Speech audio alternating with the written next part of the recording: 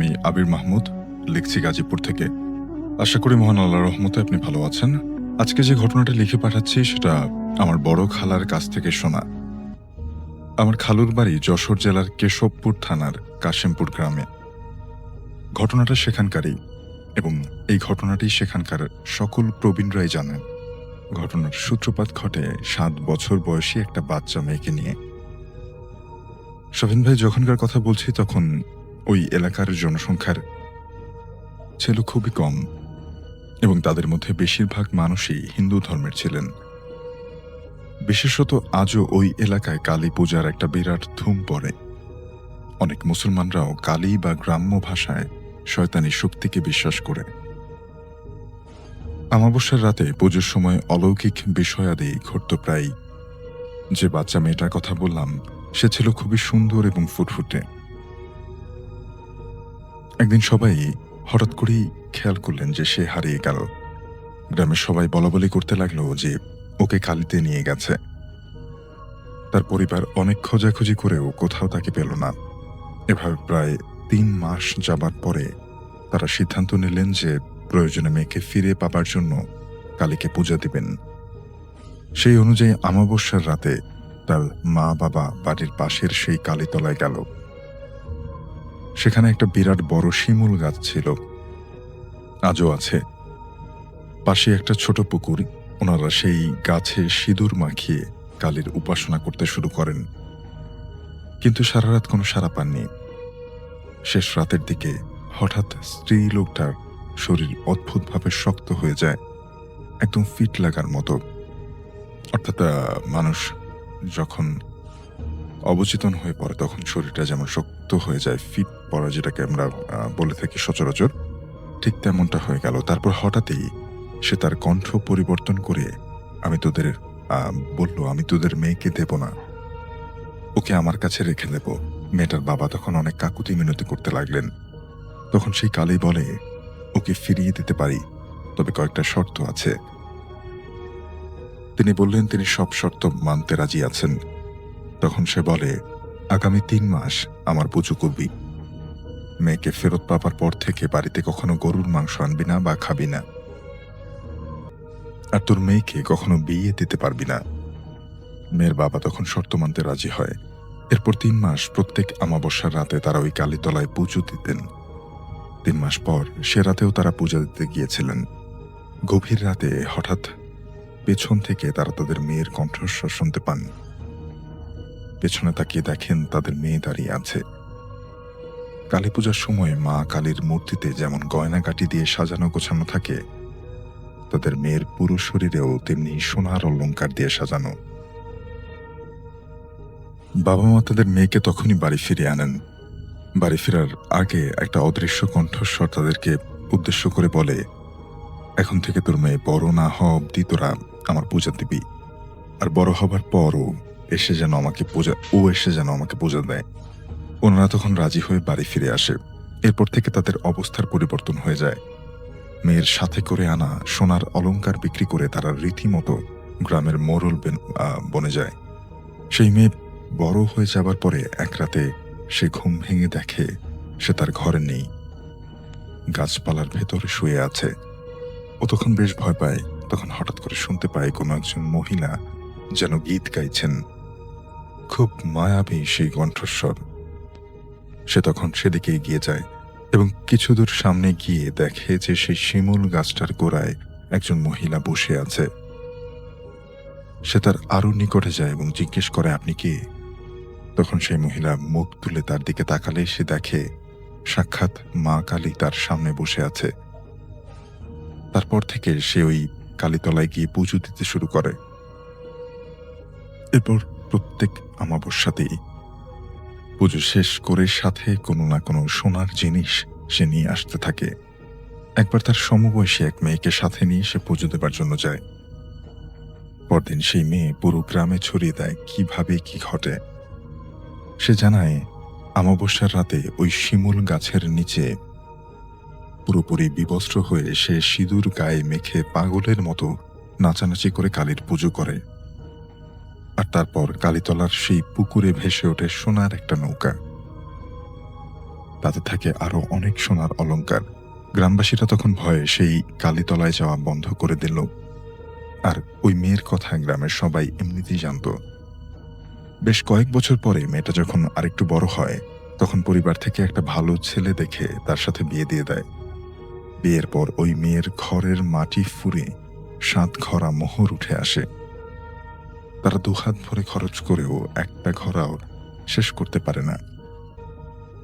একটা সময় সেই মেয়ের একটা ফুটফুটে বাচ্চাও হয়। এরপরে ওদের সংসারের সুখ আর শান্তিতে ভরে ওঠে। বাচ্চা হবার পর থেকে সে আর তেমন একটা পুজো দেয় না। এরপর কয়েকদিন পরে সে একটা স্বপ্ন দেখে। স্বপ্নে দেখে যে সেই মা কালী তার কাছে দুটো জিনিস চাইছে, একটা লাঠি আর একটা ঝুনো নারকেল। ওই মেয়েটা তখন বুঝতে পারে সে আসলে কি চাইছে। লাঠি অর্থাৎ তার স্বামী, আর নারকেল বলতে তার সন্তান। তখন সে সরাসরি না বলে দেয়, আর তখন সেই কালী রেগে যায়। সে বলে সে ওর পরিবারকে ধ্বংস করে দেবে, আর এর পরপরই তার ঘুম ভেঙে যায়। 2 দিন পরে তার স্বামীর রক্ত বমি হয় এবং সে মারা যায়। তাকে গোসল করিয়ে কবরস্থানে দাফন করে বাড়ি ফিরে এসে তারা দেখে তার আরেক ভাই ছটফট করছে, এবং কিছুক্ষণ পরে ভেদ বমি করে সেও মারা যায়। এবং এর পরের দিন সেই ছোট বাচ্চাটা হঠাৎই বমি করতে শুরু করে, একেবারে রক্ত বমি। এটা দেখে সেই মেয়েটা তখনই গিয়ে পাশের বাড়ি থেকে গরুর মাংস খেয়ে আসে এবং ঝাঁটার মাথায় মল লাগিয়ে সেই ঘরার দিকে ছুড়ে দেয়। সাথে সাথে সেই মাটির ঘরাগুলো গড়াতে গড়াতে কালীতলার সেই পুকুরে ডুবে যায়।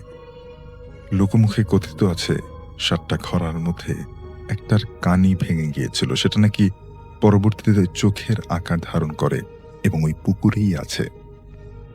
আজও অব্দি ওই পুকুরে কেউ গোসল করেনি, তবে কেউ অসুস্থ থাকলে ওখানকার পানি দিয়ে রান্না করে খাওয়ালে তার অসুখটা সেরে যায়। কালীতলা আজও তেমনই আছে। গ্রামের অনেকের বিশ্বাস ওই ঘরাগুলো আবারও কেউ একজন পাবে। এই জন্য মাঝে মাঝে অমাবস্যার রাতে সেই মাটির ঘরাগুলো গ্রামের ভেতরে গড়াগড়ি করে। অনেক মানুষ নিজ চোখে দেখেছেন এই ঘটনা। প্রিয় লিসেনার্স, আপনারা এমন কি কখনো শুনেছেন কোনো ব্যক্তি কারো মৃত্যু স্বপ্নে দেখছে এবং বাস্তবেই তার মৃত্যু হয়ে যাচ্ছে? কি খুব অবাক হচ্ছেন নিশ্চয়ই। হ্যাঁ লিসেনার্স, আমি এখন এমনই একটি ঘটনা আমি আপনাদের সামনে শেয়ার করতে যাচ্ছি। ঘটনাটি যার সঙ্গে ঘটছে তার নাম হচ্ছে আল আমিন। আল আমিনের বাড়ি নড়াইল জেলার লোহাগাড়া উপজেলার লাহুরিয়া ইউনিয়নে। বর্তমানে সে ফরিদপুরের জোবাইদা করিম জুট মিলসে কর্মরত। ঘটনাটি ঘটা যখন শুরু করে তার আগের একটি ঘটনা রয়েছে। বেসিক্যালি সেই ঘটনার পর থেকে নিয়ে আল আমিন এই ধরনের অদ্ভুত স্বপ্ন দেখছে এবং সেটা বাস্তবায়িত হচ্ছে। সেই অদ্ভুত ঘটনাটি আপনাদের সামনে শুরুতে বলতে চাই। সময় ছিল 2014 সাল। আল আমিন তখন ছিল এসএসসি পরীক্ষার্থী। প্রতিদিন ভোরবেলা তার দুটো প্রাইভেট থাকতো, মানে ফজরের পরপরই একটা প্রাইভেট, তারপরে আর একটা প্রাইভেট। তখন যেহেতু পরীক্ষার্থী ছিল, পড়ার প্রেশারটাও বেশি ছিল। একদিন সন্ধ্যার পর তার বাসা থেকে হঠাৎ করে বলে যে আল আমিনের খালা অসুস্থ, কিছু খাবার দাবার নিয়ে খালাকে দেখতে যেতে হবে। খালার বাড়ি ছিল আল আমিনের গ্রাম থেকে 15 কিলোমিটার দূরে এবং বাইসাইকেল চালিয়ে সেখানে যেতে প্রায় 2 ঘন্টা সময় লাগতো। আল আমিন শুরুতে যেতে রাজি না হলেও পরবর্তীতে যেতে রাজি হয় এবং আল আমিনের মা বাবা তার খালার জন্য বেশ কিছু ফলমূল, খাবার, এই জিনিসগুলো আল আমিনকে দিয়ে দেয়। আল আমিন সাইকেল চালিয়ে তার খালা বাড়ির দিকে যেতে থাকে। এখানে একটা বিষয় বলে রাখা ভালো, তার খালা বাড়ি যেতে পথে বেশ কয়েকটা ভয়ানক প্লেস পড়ে, যেমন বিশাল একটি বিল, একটি শ্মশান, বট গাছ, তাল গাছ, কবরস্থান, এরকম বেশ কিছু জায়গা পড়ে। আল আমিন স্বাভাবিকভাবেই সাইকেল চালিয়ে এই সমস্ত জায়গা পার হয়ে সে তার খালাবাড়িতে চলে যায়, কোথাও কোনো সমস্যা হয়নি। খালাবাড়িতে যাবার পর খালাবাড়ির লোকেরা তাকে খুব রিকোয়েস্ট করে রাত থেকে যেতে, কিন্তু আলামিন বলে যেহেতু তার পরীক্ষা নিকটে এবং পরদিন ভোরবেলা তার প্রাইভেট রয়েছে, এই জন্য সে কিছুতেই থাকতে পারবে না। যেহেতু তার লেখাপড়ার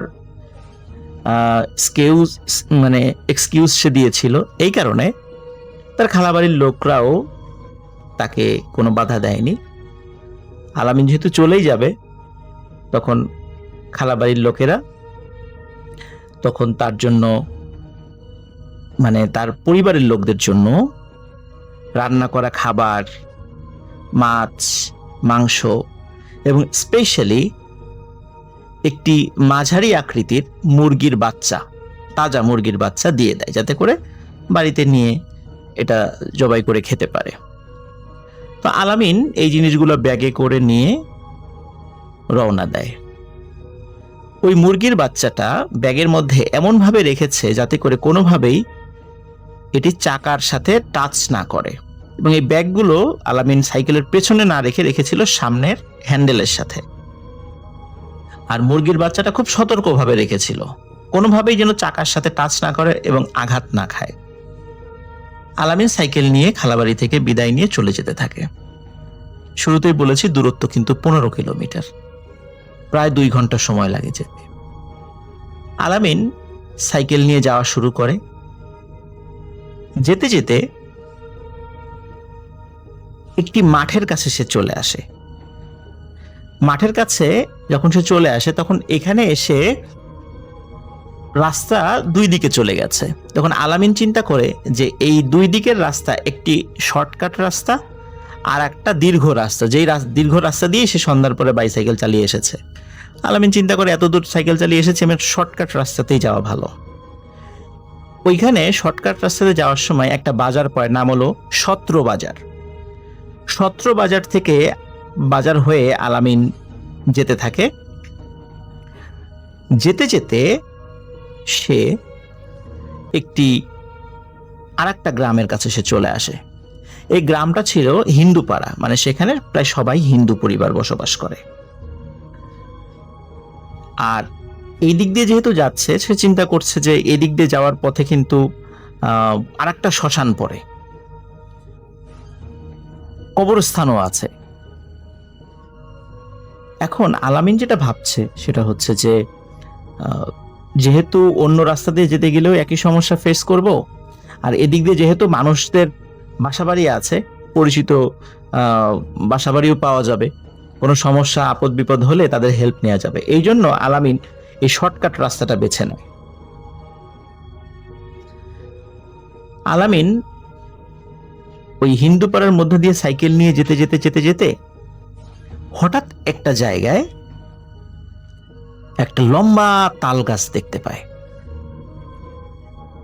আলামিন এইটা খেয়াল করে যে তাল গাছের পাশ দিয়ে একজন মহিলা, চুল খোলা এবং তার ওড়নাটা মাটিতে গড়াগড়ি খাচ্ছে।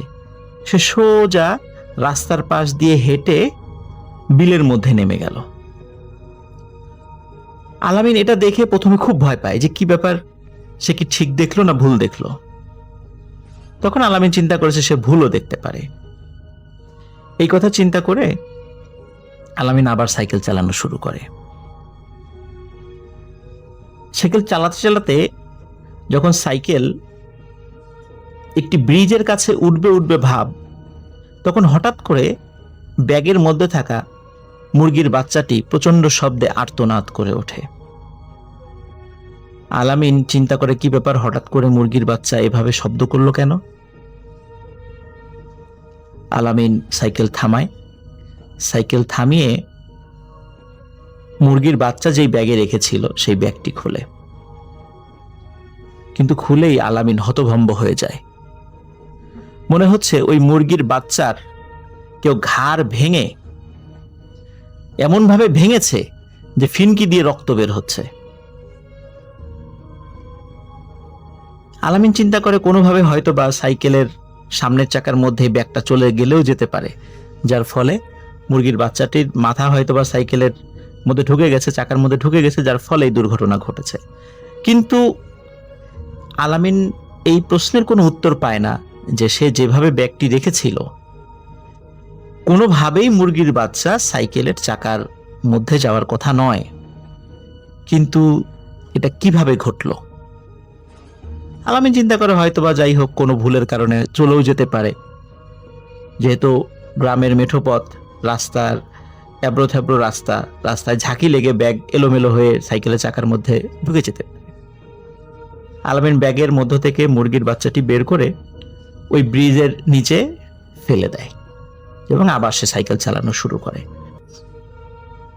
সাইকেল চালাতে চালাতে হঠাৎ করে একটি বটগাছ আলামিন দেখতে পায়। এই বটগাছ কেন্দ্রিক অনেক গল্প সে শুনেছে। বটগাছের নিচে আলামিন একজন মানুষকে দেখতে পায়। দেখে সে একজন পাগল, এবং এই পাগলকে সে আগে কখনো দেখেনি। বড় বড় চুল, খালি গা, পরনে ছোট্ট একটি পোশাক। আলামিনকে দেখে বলে, এই আলামিন দাঁড়া। আলামিন খুব অবাক হয়, কি ব্যাপার, তার নাম ধরে তাকে দাঁড়াতে বলছে। আলামিন দাঁড়ায়। আলামিন দাঁড়ানোর পরে ওই পাগলটি বলছে যে তুই যেদিক দিয়ে যাচ্ছিস ওদিক দিয়ে যাওয়ার দরকার নাই। পাগল আরেকটি রাস্তা দেখিয়ে দেয়। যে রাস্তাটি দেখিয়ে দেয় ওই রাস্তাটি একটি বাজারের দিকে গিয়েছে। বাজারটির নাম হচ্ছে বাতাসি বাজার। আলামিন চিন্তা করে যে এই রাতের বেলা এই পাগল তাকে একটা রাস্তা দেখিয়ে দিচ্ছে, সে পাগলের কথা কেন শুনবে, এই চিন্তা করে সে পাগলের কথা শোনে না। কথা না শুনে সে যেই পথ দিয়ে যাচ্ছিল সেদিকে যাওয়া শুরু করে। আলামিন সাইকেল নিয়ে যাচ্ছে, যেতে যেতে হঠাৎ করে আলামিনের যে সমস্যা আলামিন ফেস করে সেটা হচ্ছে সাইকেলের চেন পড়ে যাওয়া শুরু করে। ঘন ঘন সাইকেলের চেন পড়ে যাচ্ছে এবং সে বারবার সাইকেলের চেন উঠাচ্ছে। খুবই বিরক্তিকর একটি বিষয়। কিন্তু আলামিন বুঝতে পারছে না যে কি ব্যাপার, কি হলো, এতটা পথ পাড়ি দিয়ে আসলাম, কোনো সমস্যা হলো না। এই পাগল বলল যে একটা পথে যেতে, ওদিকে না গিয়ে আমার পছন্দ মতো পথ দিয়ে আগাচ্ছি, তা হঠাৎ করে সাইকেলের চেন পড়ছে। আলামিন মনে করে হয়তোবা সাইকেলের কোনো যান্ত্রিক ত্রুটির কারণে সাইকেলের চেন পড়তেও পারে।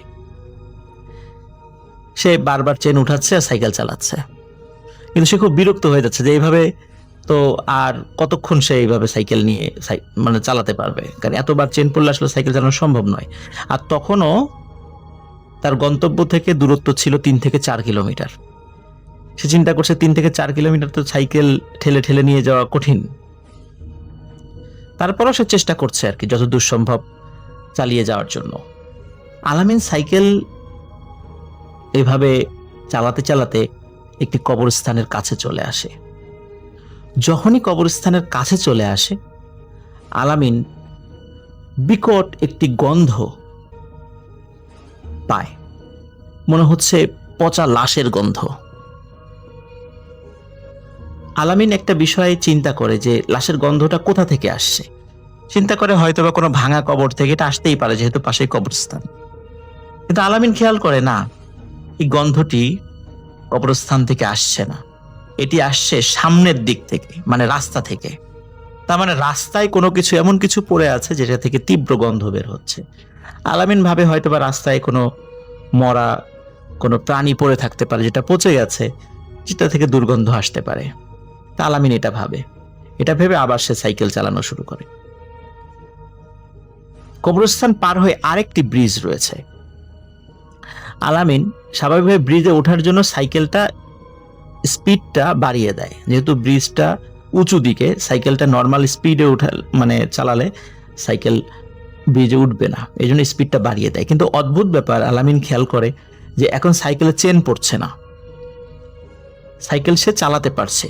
কিন্তু সেই সাথে আরেকটা বিষয় আলামিন খেয়াল করে যে সে যেই গতিতে সাইকেল চালাচ্ছে, সাইকেলের গতি সেটা নেই, গতি অনেক কম।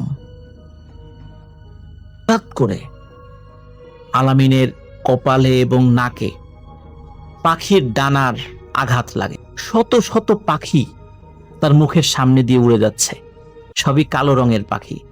কারণ চাঁদের আলোতে সেটা দেখা যাচ্ছিল। কিন্তু আলামিন বুঝতে পারছে না যে রাতের বেলা এত পাখি কোথা থেকে আসলো। সাধারণত রাতের বেলা বাদুর বা নিশাচর প্রাণী ছাড়া তো অন্য কোনো পাখি দেখা যায় না, কিন্তু এত পাখি কোথা থেকে আসছে। এবং মনে হচ্ছে পাখিগুলো তাকে ব্রিজে উঠতে দেবে না, যে কোনোভাবেই এই ব্রিজে উঠা তারা থামাবে। কিন্তু আলামিন নাছোড়বান্দা, সে এই সব প্রতিকূলতা পার হয়ে ব্রিজে ওঠে। কিন্তু ব্রিজে ওঠার পর সে একটা অদ্ভুত বিষয় খেয়াল করে। সে দেখে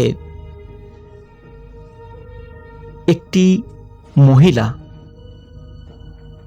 তার হাতে সাদা কোনো কিছু একটা, মনে হচ্ছে যে অনেকদিন পানির নিচে থাকার ফলে কোনো মানুষ যাদের শরীরে কোনো লোম নাই, তারা যেমন পানির নিচে কয়েকদিন থাকার পরে সাদা ফ্যাকাশে হয়ে যায়, ওরকম ছোট্ট ফ্যাকাশে কিছু একটা।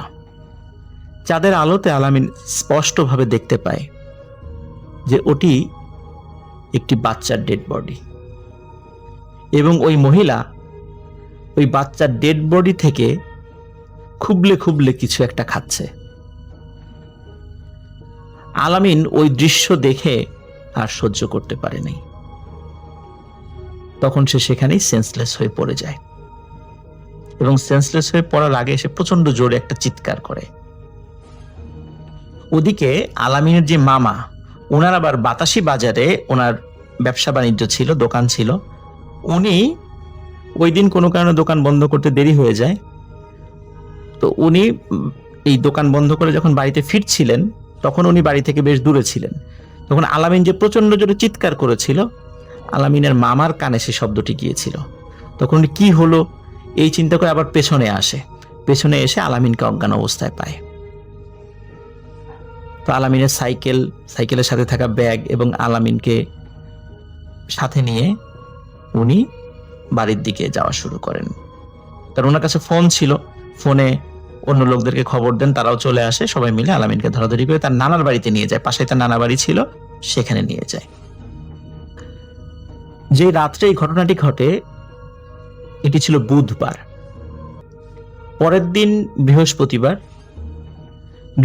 দিন সকালে ইসলাম ফকির নামক একজন ব্যক্তির কাছে ট্রিটমেন্টের জন্য নিয়ে যাওয়া হয়। কিন্তু ইসলাম ফকির তাকে জ্ঞান ফেরাতে পারে না। আলামিনের জ্ঞান ফেরে গিয়ে শুক্রবারে আলামিনের যখন জ্ঞান ফেরার পর আলামিন অদ্ভুত কিছু শব্দ বলতে থাকে, যেটা পাশের লোকজন শুনেছে, কিন্তু সেই শব্দের কোনো মিনিং বের করা যাচ্ছিল না। এভাবে আলামিনের আচরণে কিছু পরিবর্তন দেখা দেয়। সে কাউকে কাছে পেলে মারার জন্য উদ্যত হয়, এবং সে জিজ্ঞেস করে, এই তুই নামাজ পড়েছিস কিনা, ভালো কাজ করেছিস কিনা, এই ধরনের কথা জিজ্ঞেস করে, এবং তাকে মারার জন্য উদ্যত হয়। সবাই তাকে ভয় পেতে থাকে। মোটামুটি ঝাড়ফুঁকের ফলে সে 7 দিন কি 10 দিনের মাথায় সে সুস্থ হয়ে যায়। সুস্থ হওয়ার পর সে পরিবারের কাছে সব ঘটনা খুলে বলে যে আমার সাথে এই ঘটনা ঘটেছে। কিন্তু আরো অদ্ভুত ব্যাপার হচ্ছে, তার মামা বলে যে সেই মুরগিটা তুই কি ফেলে দিয়েছিলিস ব্রিজ থেকে? বলে হ্যাঁ, ফেলে দিয়েছিলাম।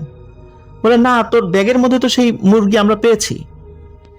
আলামিন বিশ্বাস করে না, যে না, এই ব্রিজ থেকে তো আমি মুরগিটা ফেলে দিয়েছিলাম, এবং সেটার মাথা ভেঙে রক্ত বের হয়ে গিয়েছিল, মানে মাথা বলতে ঘাড় ভেঙে, ওটার বাঁচার আর কোনো সম্ভাবনা ছিল না, এই জন্য আমি ফেলে দিয়েছিলাম। তখন আলামিনের মামা আলামিনকে সাথে নিয়ে সে মুরগির কাছে নিয়ে যায়। এটা আমরা গ্রামের ভাষা এটাকে পলো বলি। পলোর মধ্যে এই মুরগির, আবার হাঁসের বাচ্চা, মুরগির বাচ্চা, এগুলো রেখে দেওয়া হয়, রেখে ওর উপর থেকে খাবার দেওয়া হয়। পলো দিয়ে মাছও ধরে। গ্রামের অনেকে এই পলোর সাথে পরিচিত থাকবেন অবশ্যই। তো আলামিনের মামা দেখায় ওই পলোর মধ্যে যে এই যে দেখ সেই মুরগিটা, এই মুরগিটাই তোর ব্যাগের মধ্যে আমি পেয়েছিলাম। আলামিন দেখে আসলেই তো তাই, এটাই তো সেই মুরগি, যে মুরগিটা তার খালা বাড়ি থেকে দিয়ে দিয়েছিল, এবং যেটা আহত অবস্থায় সে ফেলে দিয়েছিল।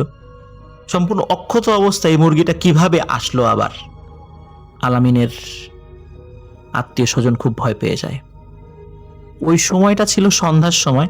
সাথে সাথে ওই মুরগিটা পলো থেকে ছেড়ে দেওয়া হয়, এবং মুরগিটা দৌড় দিয়ে জঙ্গলের মধ্যে মিলিয়ে যায়, পাশে ঝোপঝাড় ছিল সেখানে মিলিয়ে যায়, এবং ওই মুরগিটা পরবর্তীতে আর কেউ কখনো দেখেনি। যাই হোক, এরপর থেকে আলামিন অদ্ভুত কিছু স্বপ্ন দেখতে থাকে। সেই স্বপ্নে সে দেখে তার আত্মীয় স্বজন, একদম নিকট আত্মীয় স্বজন মারা যাচ্ছে।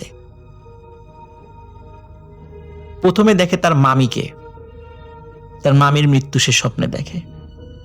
যে রাত্রে স্বপ্নে দেখেছে তার পরের দিনই মামির মৃত্যুর খবর তারা পায়।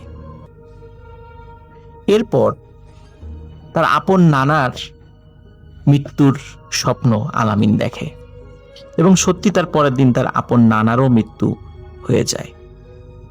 এভাবে সে মামি, কাকা, মাওই, নানা এরকম তার অসংখ্য আত্মীয় স্বজনের মৃত্যু স্বপ্নে দেখতে থাকে, এবং সত্যি সত্যি স্বপ্ন দেখার পর তাদের মৃত্যু হয়।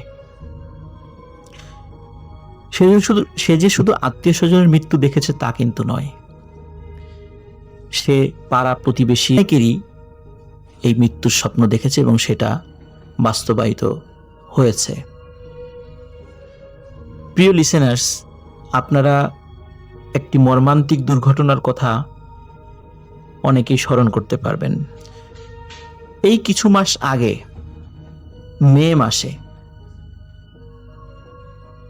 মাওয়ায় ভয়াবহ স্পিড বোট দুর্ঘটনা ঘটে, এবং সেই দুর্ঘটনায় ২৬ জনের মৃতদেহ উদ্ধার করা হয়। এই দুর্ঘটনা যেদিন ঘটে তার আগের রাত্রে আলামিন স্বপ্ন দেখে তার মামাতো বোন, তার নাম হচ্ছে রজনী, এই রজনীর হাজবেন্ড সে নৌকা ডুবে মারা গেছে। পরের দিন সে সকালে রজনীর কাছে ফোন করে যে তোমরা সবাই ঠিকঠাক আছো, ভাই ঠিক আছে? বলে হ্যাঁ ঠিক আছে। বলে যে সে তো ঢাকা আছে, ঢাকা থেকে আজকে ফেরার কথা, মানে বাড়িতে আসবে। ঘণ্টাখানেকের মধ্যে একটি দুঃসংবাদ সবাই পায়। মাওয়ায় ভয়াবহ স্পিডবোট দুর্ঘটনায় ২৬ জন মানুষ মারা যায়, তার মধ্যে তার মামাতো বোন রজনীর হাজবেন্ডও ছিল। আসসালামু আলাইকুম রাসেল ভাই, আশা করছি আপনি ভালো আছেন। রাসেল ভাই, আমি শাকিল আহমেদ, লালমনিরহাট জেলার খুবই প্রত্যন্ত একটি গ্রাম থেকে আপনাকে ঘটনা পাঠাচ্ছি। আর আজকে আমি যেই ঘটনাটি আপনার সঙ্গে আজকে শেয়ার করব, এই ঘটনাটি আমাদের এলাকার বহু বছর আগের একটি রহস্যময় ঘটনা। এই ঘটনাটি আমি আমার দাদার কাছ থেকে শুনেছিলাম। তো রাসেল ভাই, সরাসরি আমি ঘটনায় চলে যাচ্ছি। ঘটনাটা আজ থেকে প্রায় ৩০ বছর আগের একটা ঘটনা। আমাদের এলাকার পাশের একটা গ্রামে বাস করতেন এক নব দম্পতি। বিয়ের প্রায় আরও ১৩ বছর কেটে গেলেও তাদের কোনো সন্তান হচ্ছিল না। বিভিন্ন রকমের অ্যালোপ্যাথি চিকিৎসা, তারপর কবিরাজি চিকিৎসা, গাছটান্ত চিকিৎসা, তাবিজ কাবিজ, বিভিন্ন রকমের মাজারে গিয়ে মান্যত সহ সবই করেছিল। যা মানে যে যেটাই বলেছে তাদেরকে, তারা সেটাই করেছে। সেটা কত কষ্টসাধ্য হোক বা কত ব্যয়বহুল হোক সেটা কখনোই তারা ভেবে দেখেনি। কিন্তু এত কিছুর পরেও তাদের কোনো ফল হয়নি। সময়ের সঙ্গে সঙ্গে তারা মানসিকভাবে এমনভাবে ভেঙে পড়তে থাকেন যেন তাদের যে এই দম্পতির জীবনটা আছে সেই জীবনটাতে তারা একটা সময় অসুখী হয়ে পড়েন। এমন সময় গ্রামের একজন লোক তাদেরকে একটা পুরনো কালী মন্দিরের কথা বলে। মন্দিরটি ছিল গ্রামের বাহিরে একটা নির্জন জঙ্গলের ভিতরে। জায়গাটা নিয়ে নানা ধরনের গল্প, নানা ধরনের কাহিনী, নানা ধরনের ভৌতিক কাহিনী প্রচলিত ছিল। লোকজন বলতো সেখানে মান্যত করলে নাকি মনের ইচ্ছা পূরণ হয়ে যায়। 70% মানুষের নাকি ইচ্ছা তখন পূরণ হতো। রাসেল ভাই, যদিও এটা বর্তমান সময়ে কুসংস্কার, তখন মানুষ এটাকে বিশ্বাস হিসেবে নিয়েছিল। আবার অনেকেই বলতো কিছু ইচ্ছার মূল্য খুব ভয়ঙ্কর হতে পারে। এমন কিছু সেখানে শর্ত থাকে, যেই শর্তগুলো পূরণ করা মানুষের জন্য কখনোই সম্ভব হয়ে যায় না। কিন্তু তারপরেও তারা সেখান থেকে মান্যত করে এবং ফল নিয়ে আসে। তো এই যে মন্দিরের যে লোকেশনটা আছে, যেই লোকেশনটা যেই লোকটা দিয়েছিল তার সেই দম্পতিকে, তারা প্রথমে একদমই এটা বিশ্বাস করেনি। কারণ তারা ডক্টর, তারপরে হচ্ছে কবিরাজ, তান্ত্রিক, পানি পড়া, এটা পড়া ওইটা সব কিছুই করার পরেও কিন্তু তাদের কোনো ফল হয়নি। তো সাধারণ একটা মন্দিরে গিয়ে মানে মান্যত করলে কি হবে, এইটা আসলে তারা কোনোভাবেই মানে মানতে পারছিল না। কিন্তু দীর্ঘ হতাশার পর তারা শেষ পর্যন্ত ডিসিশন নিয়েই ফেলে যে তারা সেখানে যাবেন। যাই হোক, তারা রওনা দিল সেই জঙ্গলের দিকে এবং জঙ্গলে গিয়ে দেখেন মন্দিরের পুরোহিত তাদের একটা বিশেষ ধরনের পূজার কথা বলেন। তিনি দাবি করেন যে নির্দিষ্ট সময়ে কয়েকটি আচার পালন করলে সন্তান লাভের সম্ভাবনা রয়েছে ১০০-তে ১০০, এবং তোমরা যদি আসলে এই নিয়মটা মেনে চলো এবং মান্যতটা পূরণ করো তাহলে অবশ্যই তোমাদের সন্তান হবে। তো যে দম্পতি সেখানে গিয়েছে তারা রাজি হয়ে যায়। তারা বলে যে আমরা আসলে এত কষ্ট করলাম, এত কিছু করলাম, এখন তো একটা মান্যতেই। তো তারা দুজনের মধ্যে কথাবার্তা বলে ওইটার মধ্যে আর কি রাজি হয়ে যায় এবং তাদের দ্বারা ওই পুরোহিত ওই পূজাটা সম্পূর্ণ করেন এবং সম্পূর্ণ করার একদিন পর তারা বাড়িতে ফিরে আসে। তার কয়েক মাস পর আশ্চর্যজনকভাবে সেই দম্পতির যে স্ত্রী ছিল সেই স্ত্রী গর্ভবতী হন। খবরটি দ্রুত চারপাশে ছড়িয়ে পড়ে। পরিবারে আনন্দের বন্যা বয়ে যায়। সবাই অনেক বেশি খুশি হয়, কারণ সবাই তাদের কষ্টটা খুব কাছের থেকে দেখেছে। দিনের পর দিন, রাতের পর রাত তারা কষ্ট করে গেছে শুধুমাত্র একটা সন্তানের জন্য। সবাই মনে করলো তাদের কষ্টের দিন হয়তো শেষ হয়ে আসছে, তারা হয়তো এবার সত্যি সত্যি একটা সন্তানের মুখ দেখতে যাচ্ছে। কিন্তু ইতিহাস কতটা নির্মম, ইতিহাস কতটা ভয়ানক, যদি ঘটনাটা শেষ পর্যন্ত শোনেন তাহলে হয়তো বুঝতে পারবেন। এইরকম একটা অবস্থায় তারা মানে অদ্ভুত কিছু ঘটনার সম্মুখীন হতে শুরু করে। গর্ভবতী মহিলাটি প্রায় রাতেই মানে ঘুম ভেঙে যায়। ঘুম ভেঙে একদম উঠে বসে থাকতেন। তিনি বলতেন জানালার বাহিরে কেউ একজন দাঁড়িয়ে থাকে। একজন বৃদ্ধ, চুলগুলো লম্বা, মুখ ফ্যাকাশে, স্থির চোখে ঘরের ভিতরের দিকে তাকিয়ে থাকে। প্রথমে সবাই ভেবেছিল গর্ভ অবস্থায় মানসিক চাপ বা এতদিন পর আসলে বাচ্চা হয়েছে বা বিভিন্ন রকমের চাপের কারণে হয়তো সে এগুলা দেখে, হয়তো বিভিন্ন রকমের মানসিক চাপের কারণে সে হয়তো এগুলা দেখে। কিন্তু ঘটনা আস্তে আস্তে বাড়তেই থাকে। মাঝরাতে বাড়ির উঠোনে পায়ের শব্দ শোনা যেত, কখনো দরজায় টোকা দিত, কখনো ছাদের ওপর ভারী কিছু শব্দ পাওয়া যেত। মনে হচ্ছে কেউ এই ঘরের ছাদে ঢিল ছুটছে এরকম। বাড়ির লোকজন কয়েকবার করে বাইরে বের হয়েছে, কিন্তু আশেপাশে কাউকেই দেখেনি। সময়ের সঙ্গে সঙ্গে মহিলার আচরণও বদলাতে শুরু করে। তিনি মাঝে মধ্যে ঘুমের মধ্যে কথা বলতেন, কিন্তু অদ্ভুত বিষয় হলো সেই কথাগুলো অনেক কিছুই কেউ একদমই বুঝতে পারত না। যেন অন্য কোনো ভাষায় কথা বলছে, যেন অন্য কোনো ভঙ্গিতে কথা বলছে। এক রাতে সেই মহিলার স্বামী ঘুম ভেঙে দেখেন যে তার স্ত্রী বিছানায় নেই। তিনি একদমই আশ্চর্য হয়ে পুরো বাড়ি তছনছ করে খুঁজেন, কিন্তু কোথাও সেখানে পাওয়া যায়নি। তারপর সেই স্বামী তার বাবার বাড়িতে ফোন দেন, তার শ্বশুর বাড়িতে ফোন দেন, কিন্তু সেখানেও খুঁজে পাওয়া যাচ্ছিল না। অবশেষে যখন ফজরের আজান দেয়, ভোরের দিকে তাকে বাড়ির পিছনে একটা বাঁশঝাড়ের কাছে পাওয়া যায়। তিনি মাটিতে বসেছিলেন, চোখগুলো খোলা, কিন্তু কোনো কথা বলছিলেন না।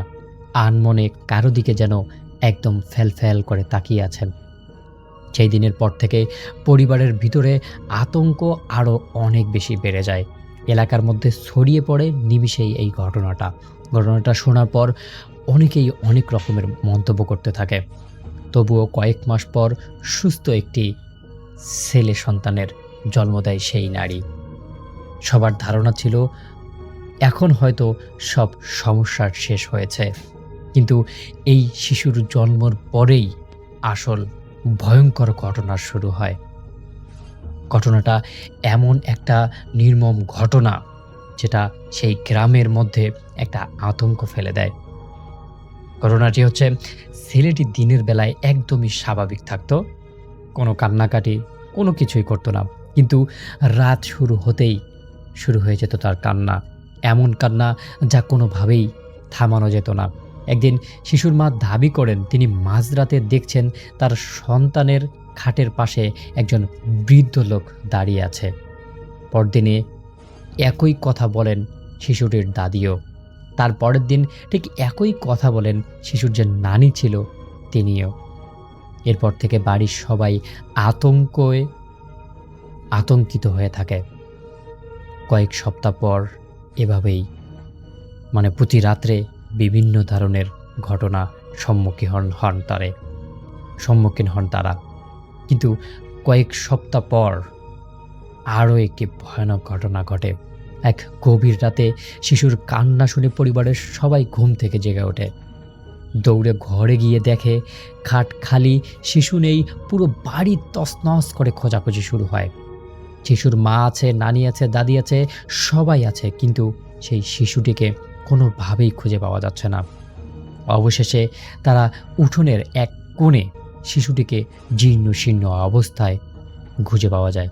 কিন্তু অদ্ভুত একটা বিষয় হচ্ছে, সে এইরকম একটা অবস্থাতেও, এইরকম একটা জায়গাতেও খুব সুন্দর ঘুমিয়েছিল, যেন তার সাথে কিছুই ঘটেনি। সে কান্নাও করছিল না, কিন্তু কেউ বুঝতে পারেনি সে সেখানে কিভাবে গেল, কি হয়েছিল তার সাথে।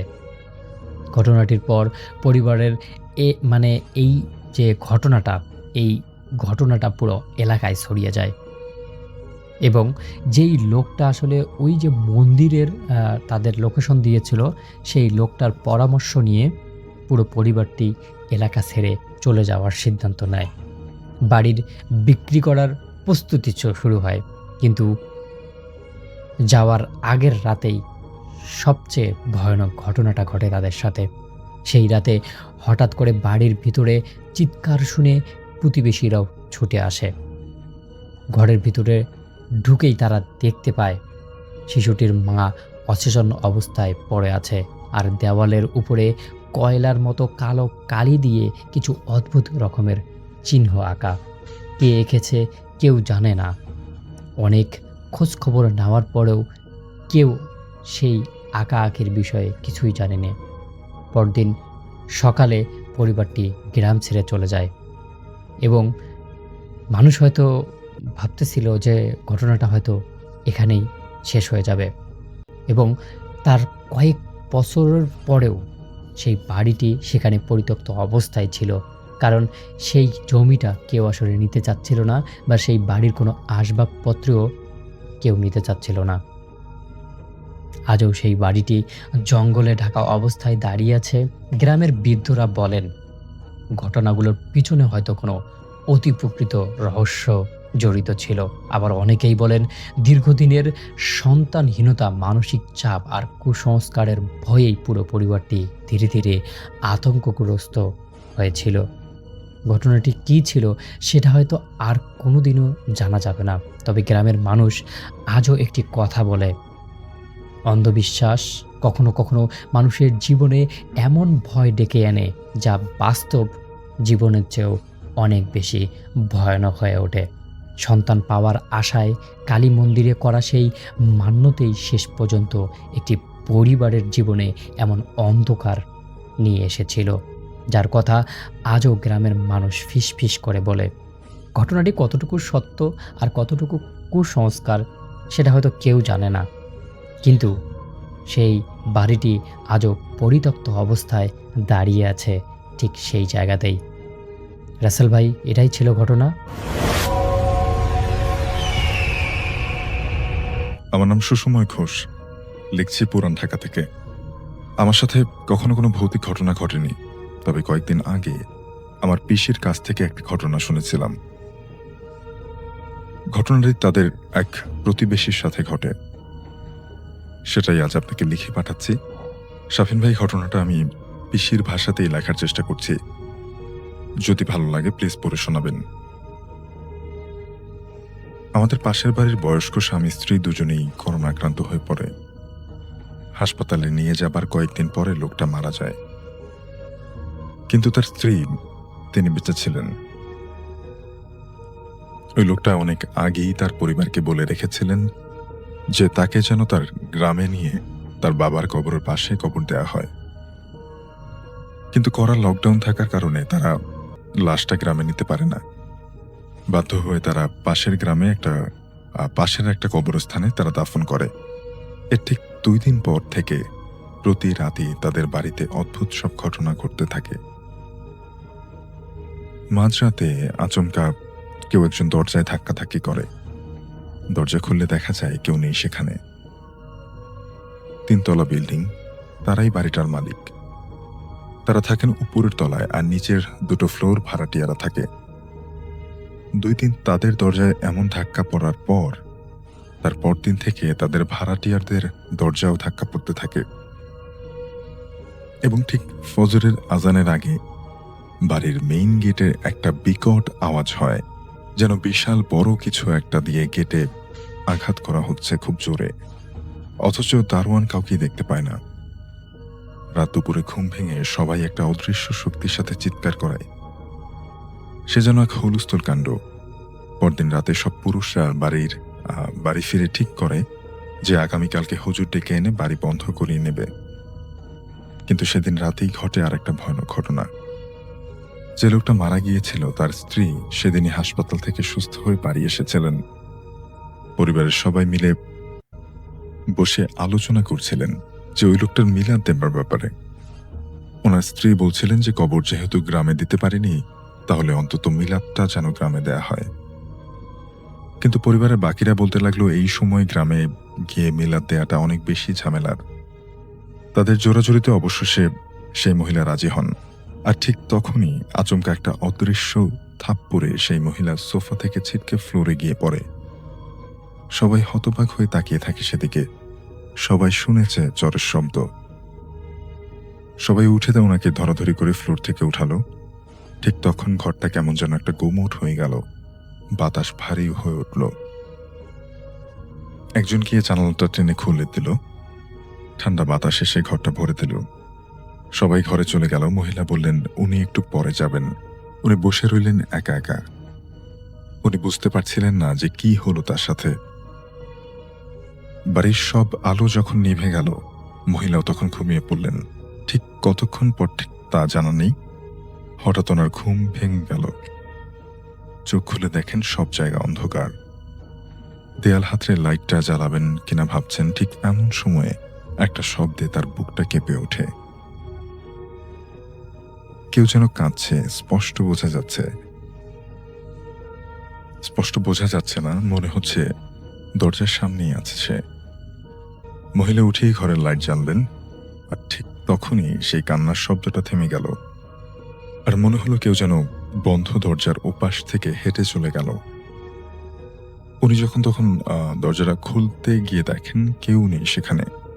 বেশ কিছুটা ভয় পান তিনি। দরজা বন্ধ করতে যাচ্ছিলেন, ঠিক তখন ওনার কাছে মনে হলো ছাদের সিঁড়ি ঘরে কেউ একজন আছে। গলা একটু জোরে নিয়ে উনি বললেন, কে ওখানে? আর ঠিক তখন যা ঘটল উনি কিছুতেই সেটা বলতে পারবেন না। উনি দেখলেন একটা কালো অবয়ব, না মানুষ না কোনো জন্তু, শুধুই একটা অবয়ব, পুরোটাই জমাট বাঁধা অন্ধকার। তার দিকে এগিয়ে আসছে। ভয়ের চোটে উনি নিজের পা নাড়তে পারলেন না। সেই জিনিসটা তার সামনে আসতে হঠাৎ তার মনে হলো এতক্ষণ উনি ভুল দেখেছেন। ওটা তো অন্ধকার না, অন্ধকার কোনো অবয়ব না, ওটা তো ওনার স্বামী। অর্থাৎ হঠাৎই সেই কালো জিনিসটা তার স্বামীর চেহারা ধারণ করে। এটা দেখে সে ওখানেই জ্ঞান হারিয়ে মাটিতে পড়ে যায়। জ্ঞান ফেরার পরে তিনি দেখেন তার পরিবারের সবাই তাকে ঘিরে দাঁড়িয়ে আছে। তার জানালায় দরজায় অনেক ধাক্কাধাক্কির শব্দে তারা এসে দেখে উনি দরজার সামনে অজ্ঞান হয়ে পড়ে আছেন। এই ঘটনার পরে ওই মহিলা সবাইকে জোর করে বলে যে মিলাদ গ্রামই হবে। পরদিন তারা বাড়িটাও একেবারে বন্ধ করিয়ে নেন এবং এরপর তাদের সাথে আর কোনো ঘটনা ঘটেনি।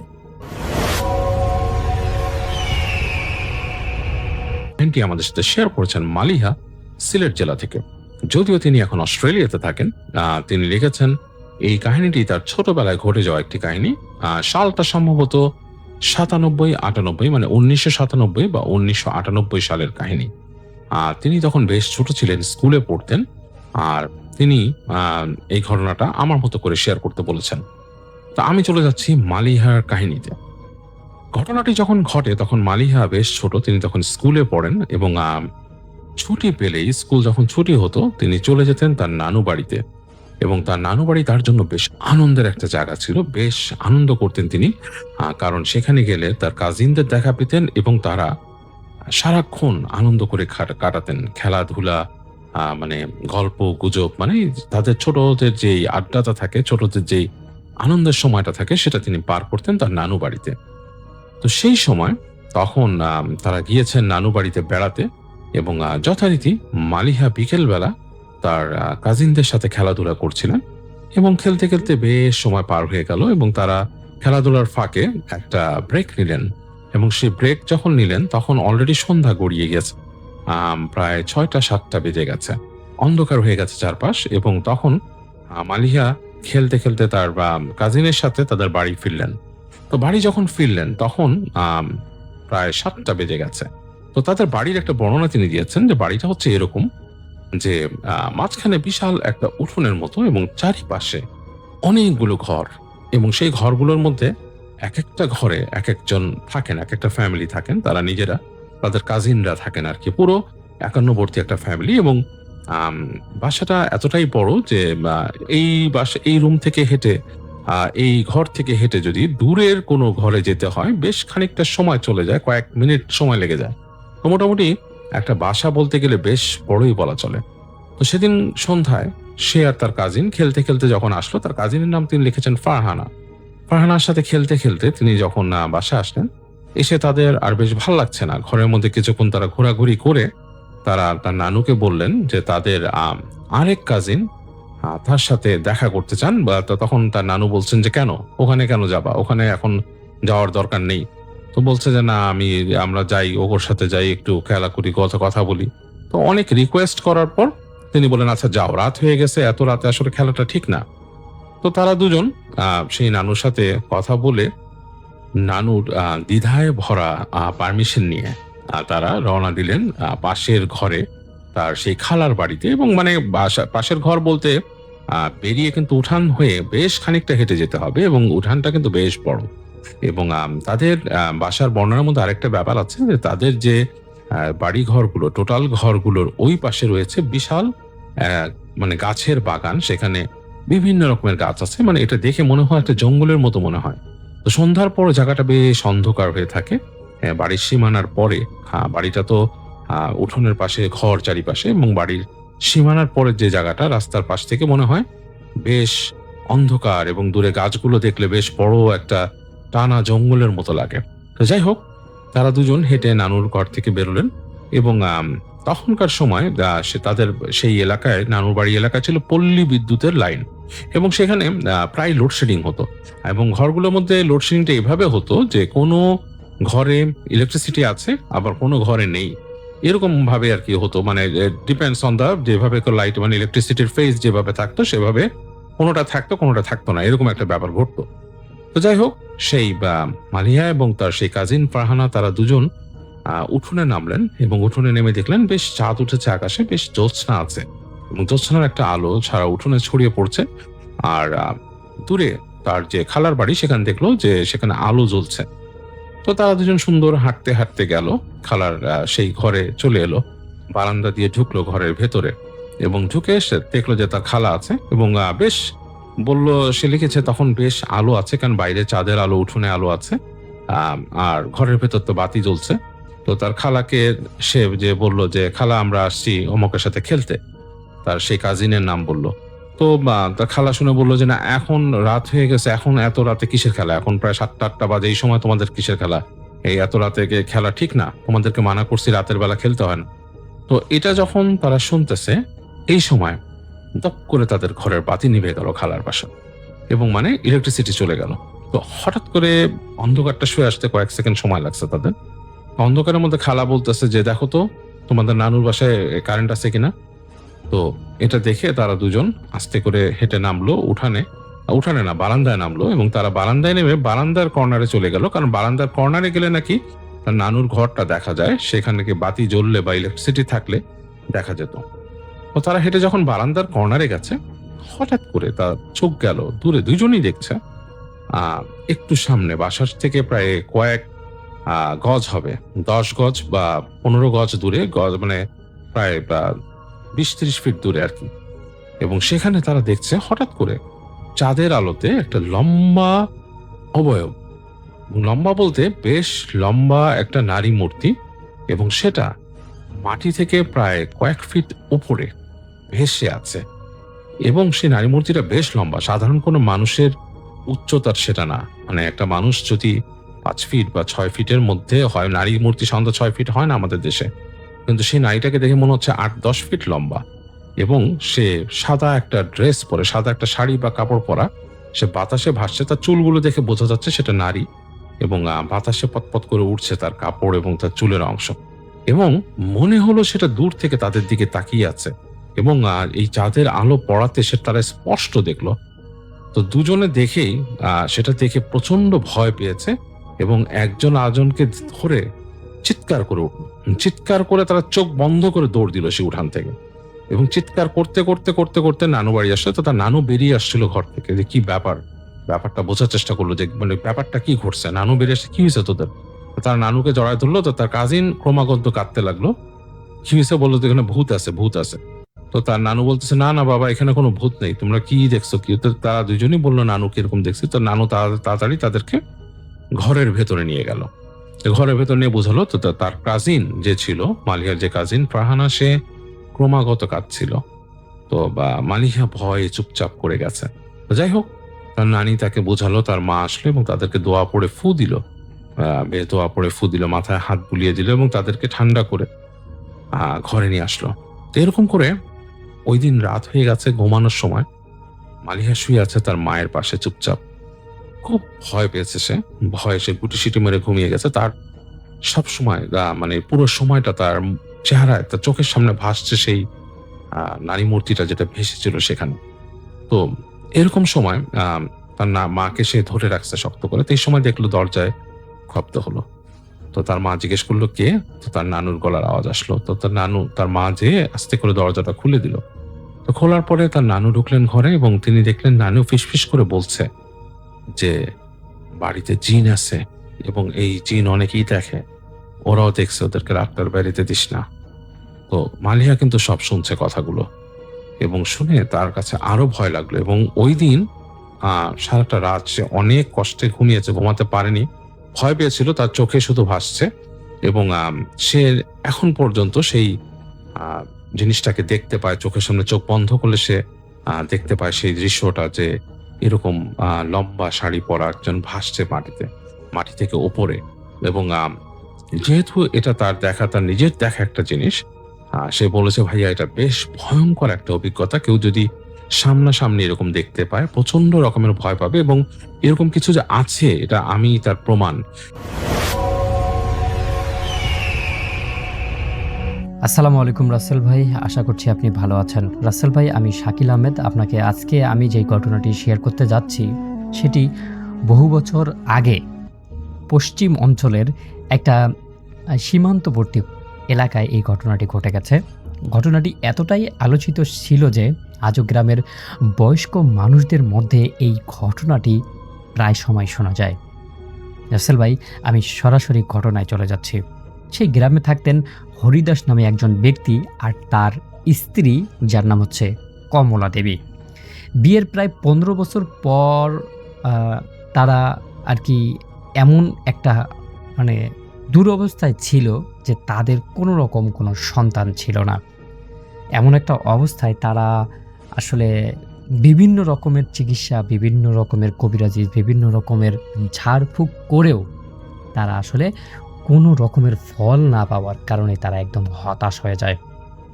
ঘটনাটা এত বেশি প্রচলিত ছিল যে ওই এলাকার প্রত্যেকটা মানুষ এই দম্পতির বিষয়ে জানত। সবাই জানতো যে হরিদাস এবং কমলা দেবীর কোনো সন্তান নেই, এবং তাদের এই সন্তান না থাকার বিষয়টা তাদেরকে অনেকটাই হেয় প্রতিপন্ন করত। আবার মাঝে মাঝে তারা আসলে মানে নিখোঁজ হয়ে যেতেন। গ্রামে বেশ কিছুদিন তাদের খুঁজে পাওয়া যেত না। এরকম ধীরে ধীরে তারা মানুষের এত মানে কটূক্তির শিকার হতেন যে তাদের বেঁচে থাকার যে একটা আগ্রহ ছিল সেটাও নষ্ট হয়ে যেত দিনে দিনে। তো যাই হোক, এভাবেই চলতে থাকে তাদের দিন। তো তারা একদিন গ্রাম থেকে কোথাও একটা যাচ্ছিল আর কি, মানে বাজারে হয়তো বা কোথাও যাচ্ছিল। ঠিক এই বাজারের মানে যাওয়ার সময় গ্রামের বাইরের একটা লোক, মানে এই লোকটাকে ওনার চেনেন না। লোকটা এরকম যে সাধু সন্ন্যাসী টাইপের যেরকম লোক, ঠিক সেরকম একটা লোক, মানে এক কথায় তান্ত্রিক বলা যায়। তো তান্ত্রিকের কথায় তারা জানতে পারেন যে এই গ্রামটার বাহিরে একটা পুরনো কালী মন্দিরে আছে। লোকজন বলতো সেই মন্দিরে মানে অসম্ভব কিছু কাজ আসলে সম্ভব করে দেয়। কখনো আসলে যে সন্তানের জন্য কেউ সেখানে যায়নি, কিন্তু ওই যে তান্ত্রিককে যখন তারা দেখে, তান্ত্রিককে দেখে তারা বেশ খানিকটা অবাক হয়ে যায়। মানে তার চাল চলন, তার বেশ, তাদের সুরত দেখে তারা দুজনেই অবাক হয়ে যায় এবং সেই তান্ত্রিকের কাছে তারা পরামর্শ চায়। তো পরামর্শ যখন চায় তখন আবার মানে তারা মানে একটু আবার ভয়ও পায়। মানে লোকটাকে দেখে একটু মানে সেই রকম একটা অবস্থা লাগতেছিল। তো তারা তারপরেও তাদেরকে ওই লোকটাকে খুব মানে খুব করে জিজ্ঞাসা করে যে আমরা তো শুনেছি ওই পাশে ওই গ্রামের একটা মন্দির আছে, সেই মন্দিরের কি একজন ভালো তান্ত্রিকও আছে। তো মানে সর্বোপরি তাদের যে ঘটনাটা আছে সেই ঘটনাটা ওই মন্দিরকে একদম মানে কি বলে খুলে বলেন। তখন ওই তান্ত্রিক বলে যে ঠিক আছে, এই মানে ওনাকে ওদের ওই দম্পতিকে আর কি লোকেশন দেয় যে এই লোকেশনে যেতে হবে। যাই হোক, তারা ওই যে মানে হরিদাস এবং কমলা দেবী তারা দুজনে অনেক চিন্তা ভাবনা করে যে আসলে সেখানে যাব কি না। সেখানে তো কেউ সন্তানের জন্য যায়নি, বা সেখানে তো মানুষ বিভিন্ন রকমের সমস্যার জন্য গেছে, কিন্তু কেউ তো সন্তানের জন্য এখন পর্যন্ত যায়নি। তো আমাদের যাওয়া ঠিক হবে কিনা। কিন্তু একটা পর্যায়ে তার স্ত্রী কমলা দেবীর আসলে জোরাজোরিতে হরিদাস বাবু এবং তার স্ত্রী সেই রাতে সেখানে যান। যাওয়ার পর তারা দেখে মন্দিরটা ছিল একদম ঘন জঙ্গলের ভিতরে, ভাঙাচোরা দেওয়াল, কালো ধোঁয়ায় দাগ পড়া আছে, একটা মূর্তি আছে, ভাঙাচোরা একটা মূর্তি, চারদিকে অদ্ভুত রকমের একটা নীরবতা। এবং তারা মানে দেখে যে ওই যেই তান্ত্রিককে তারা ওকে সেখানে দেখেছিল রাস্তার মধ্যে, সেই তান্ত্রিকে সেখানে বসে আছে। তারপর তান্ত্রিক তো তাদের বিষয়ে জানে। তখন তান্ত্রিক বলে আমি তো আসলে এখানের মানে প্রকৃত যে গুরু আছে তিনি না, আমাদের গুরু একজন আছে, আমি সেই গুরুকে ডেকে দিচ্ছি, সেই গুরুর সঙ্গে আপনারা কথা বলেন। তখন ওই তান্ত্রিক তার যে গুরু আছে তার গুরুকে এই ডেকে নিয়ে আসেন এবং হরিদাসবাবু এবং কমলা দেবী তাদের সম্পূর্ণ কথা সেই তান্ত্রিককে খুলে বলেন। তান্ত্রিক তাদের কথা শোনার পর বেশ কিছুক্ষণ চুপ করে বসে থাকেন। তারপর বলে, তোমরা সন্তান পাবে, কিন্তু একটা শর্ত আছে। শর্তটা কি ছিল সেটা তারা কাউকে বলেনি, কারণ তান্ত্রিক সেই সত্যটা কাউকে বলতে একদমই নিষেধ করেছিল। শুধুমাত্র জানা যায় সেই রাতের পর তারা কয়েকবার গোপনে সেই মন্দিরটাতে গিয়েছিল। এর প্রায় 1 মাস পর সেই কমলা দেবী গর্ভবতী হন। গর্ভবতী হওয়ার সময় তার মানে সেরকম কোনো পরিবর্তন হয়নি বা সেরকম কোনো ঘটনার সম্মুখীনও তিনি হননি। এরপর তাদের ঘরে একটা ফুটফুটে ছেলে সন্তানের জন্ম হয়। গ্রামের মধ্যে আনন্দের বন্যা বয়ে যায়, কারণ হরিদাস বাবু ছিলেন একটু মানে সচ্ছল প্রকৃতির এবং তিনি অত্র এলাকার প্রত্যেকটা মানুষকে দাওয়াত করে খাওয়ান। এরপর শুরু হয় তাদের জীবনের খুব ভালো একটা অধ্যায়। বছরের পর অপেক্ষা করার পর তাদের ঘরে সন্তান এসেছে। সব কিছুই স্বাভাবিকভাবেই চলতে থাকে তাদের জীবনে। ছেলেটা আস্তে আস্তে বড় হতে থাকে, দেখতে সুন্দর, বুদ্ধিমান, এবং ছেলেটা এত বেশি ভদ্র ছিল যে এলাকার সবারই প্রিয় হয়েছিল। কিন্তু তার 7 বছর হওয়ার পর শুরু হয় অদ্ভুত রকমের কিছু ঘটনা, যেই ঘটনাগুলো এলাকার প্রত্যেকটা মানুষকে চিন্তিত করে তোলে। প্রথমে সে মাঝে মাঝেই ঘুমের ঘরে উঠে বসে থাকতেন। একদম নিঃশব্দ হয়ে, নিশ্চুপচাপ হয়ে শুধুমাত্র বসে থাকতেন এবং চোখগুলো খোলা রাখতেন। কিন্তু মুখ দিয়ে কোনো কথা বলতেন না। ঘন্টার পর ঘন্টা সেখানেই বসে থাকতেন। তার মা অনেকবার করে তাকে ডাকতেন, তার বাবা অনেকবার করে ডাকতেন, কিন্তু কোনো সাড়াই সে দিত না। শুধুমাত্র ঠিক সেভাবেই বসে থাকতো এবং হঠাৎ করে একটা সময় সে স্বাভাবিক হয়ে যেত। মানে এমন একটা অবস্থা যে ধুপ করে সে একটা হ্যাং, বর্তমানে আমরা টাইপের হ্যাং বলি, সেরকম হ্যাং হয়ে যাইত। তারপর একদিন তার বাবা তাকে হঠাৎ করে জিজ্ঞাসা করছে, মানে ওই যে হরিদাস বাবুর ছেলে আর কি, হরিদাস বাবুকে জিজ্ঞাসা করছে যে, বাবা তুমি কি কথা রেখেছো?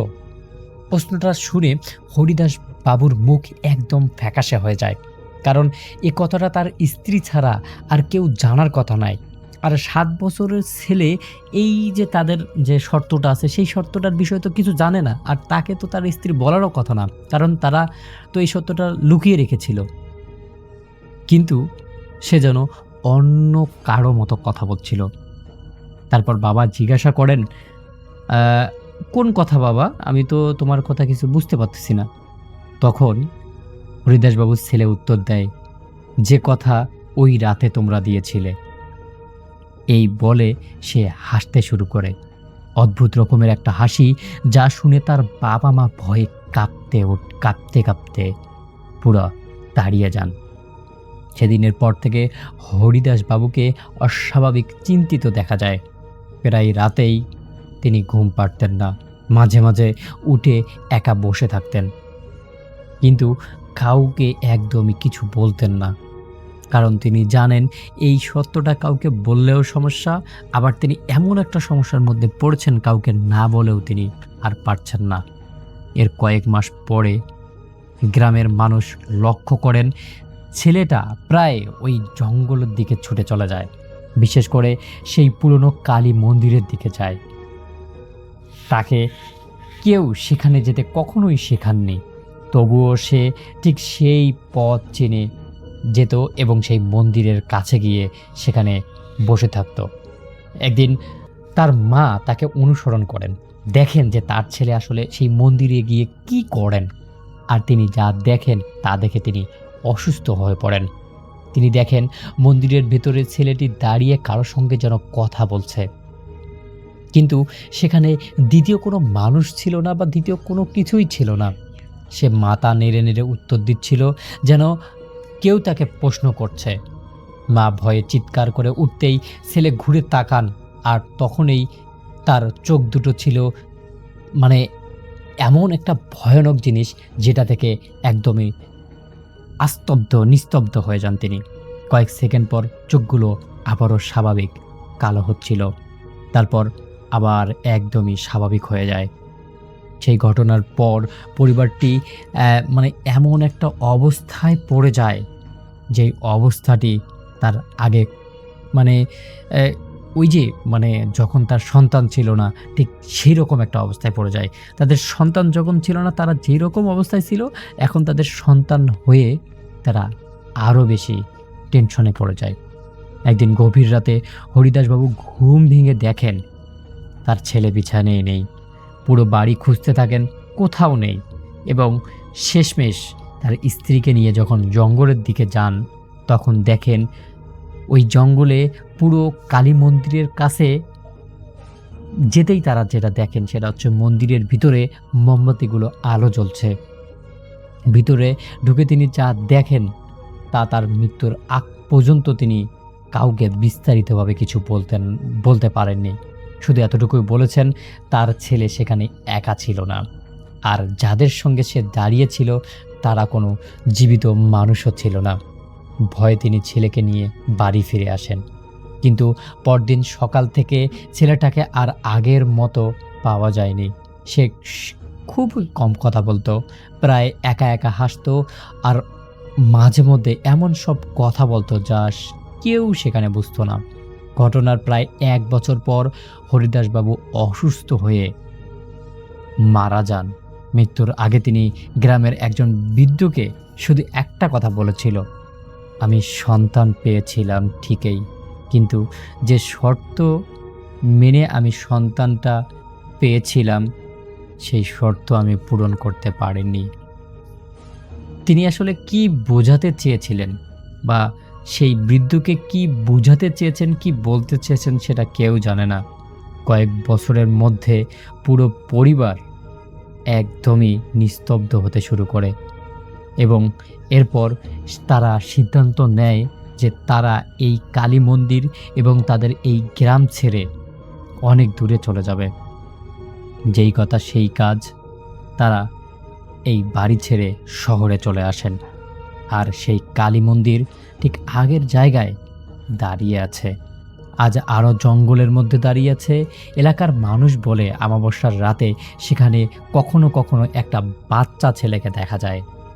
সেই মন্দিরের সামনে দাঁড়িয়ে থাকে, আর কেউ কাছে গেলে ধীরে ধীরে জঙ্গলের দিকে হেঁটে চলে যায়। কিন্তু সেই হরিদাস বাবুর স্ত্রী এবং সন্তান এখনও ভালো আছে, সুস্থ আছে এবং তারা আর কখনোই সেই কালী মন্দির তো দূরের কথা, সেই গ্রামেও যায়নি। এবং সেই যে কমলা দেবী ছিল, কমলা দেবী তার সন্তানের কসম খেয়েছে তিনি যেন কোনোদিনও সেখানে না যান।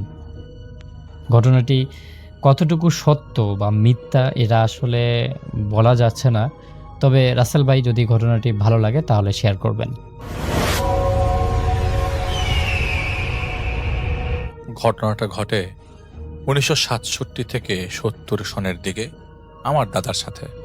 আমাদের দাদার বাড়ি ছিল পটুয়াখালী জেলায় এবং সেই জেলাকে নিয়ে পায়রা বন্দরের এক প্রান্তে আমার দাদার বাড়ি, আরেক প্রান্তে ছিল আমার দাদার শ্বশুর বাড়ি, মানে আমার দাদির বাবার বাড়ি।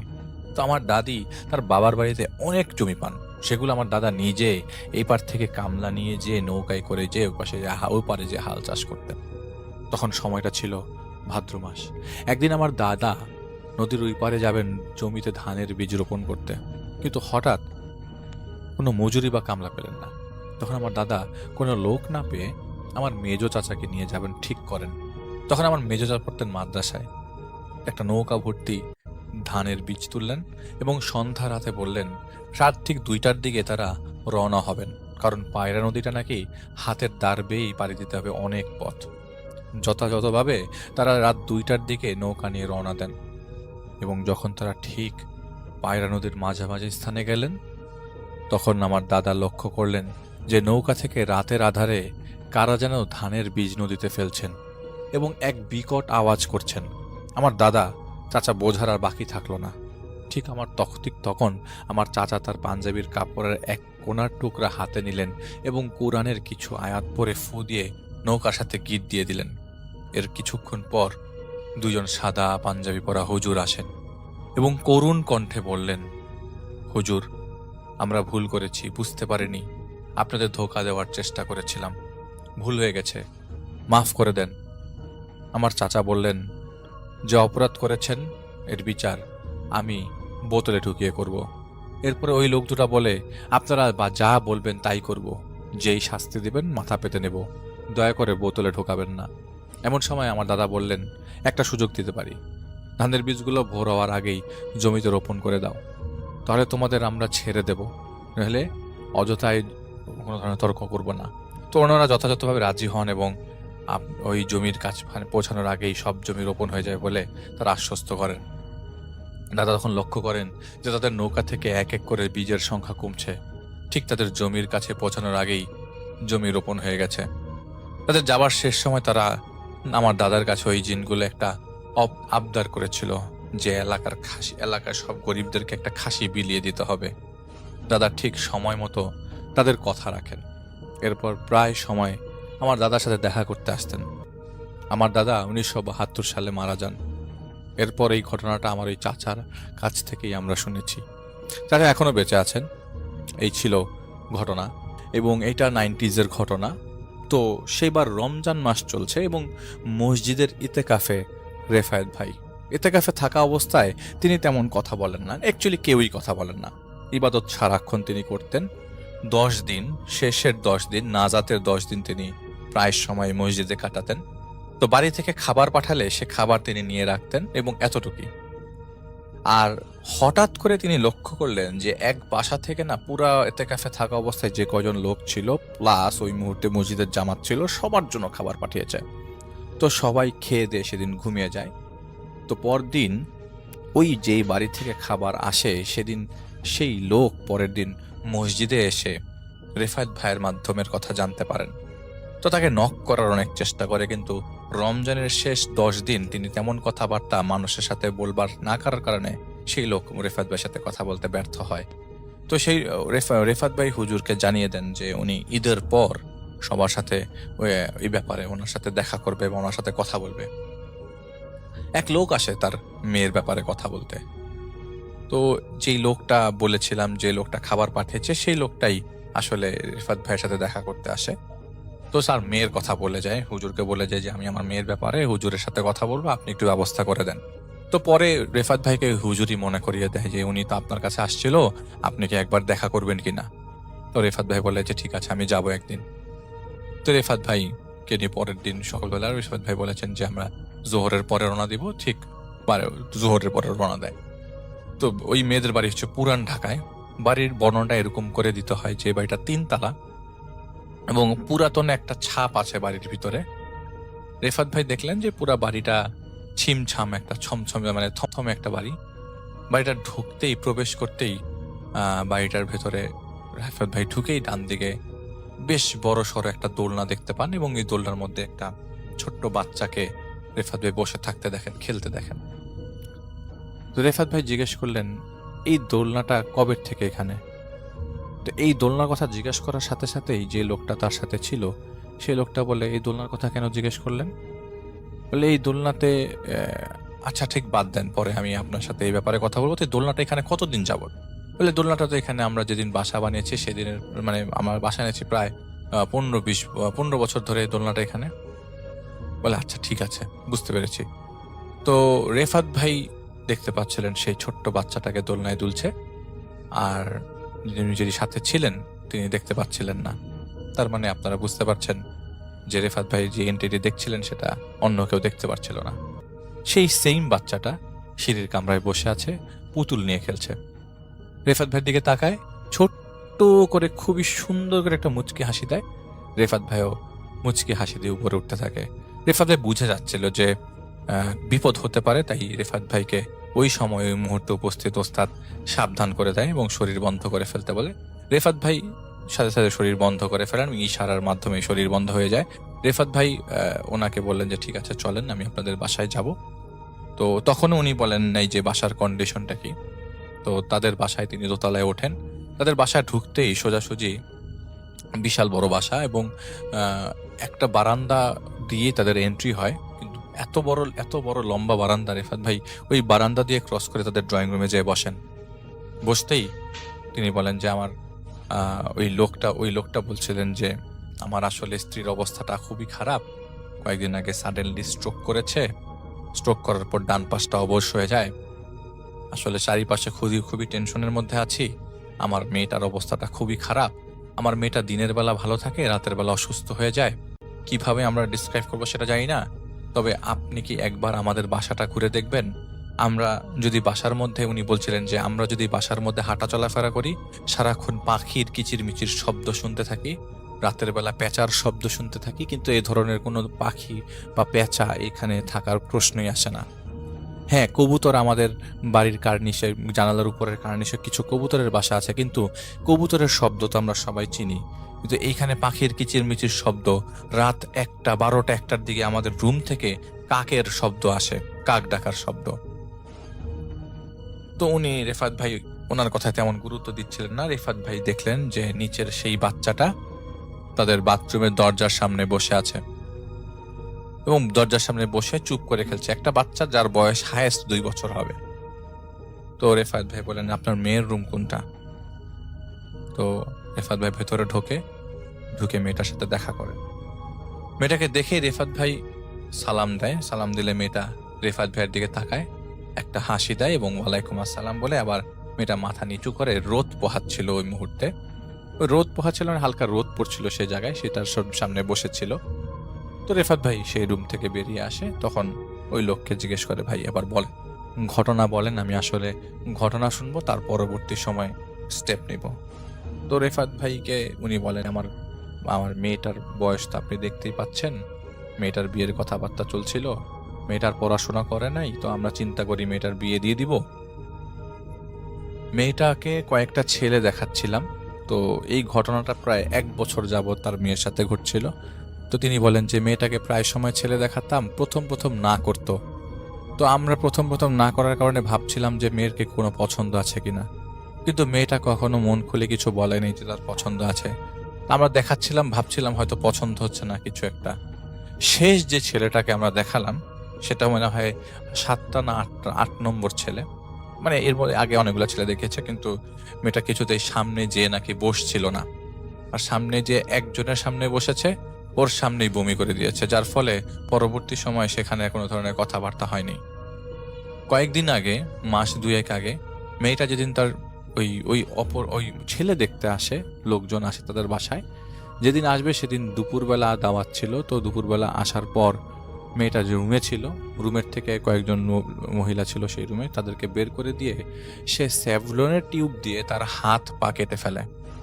সেই হাত পা থেকে কাটা রক্তগুলো সে নিজের থেকে নিজেই চুষতে থাকে, এবং ওই রক্ত বন্ধ হচ্ছিল না। সে তখনকার স্যাভলনের টিউবগুলো ছিল স্টিলের, মানে মেটালের তৈরি।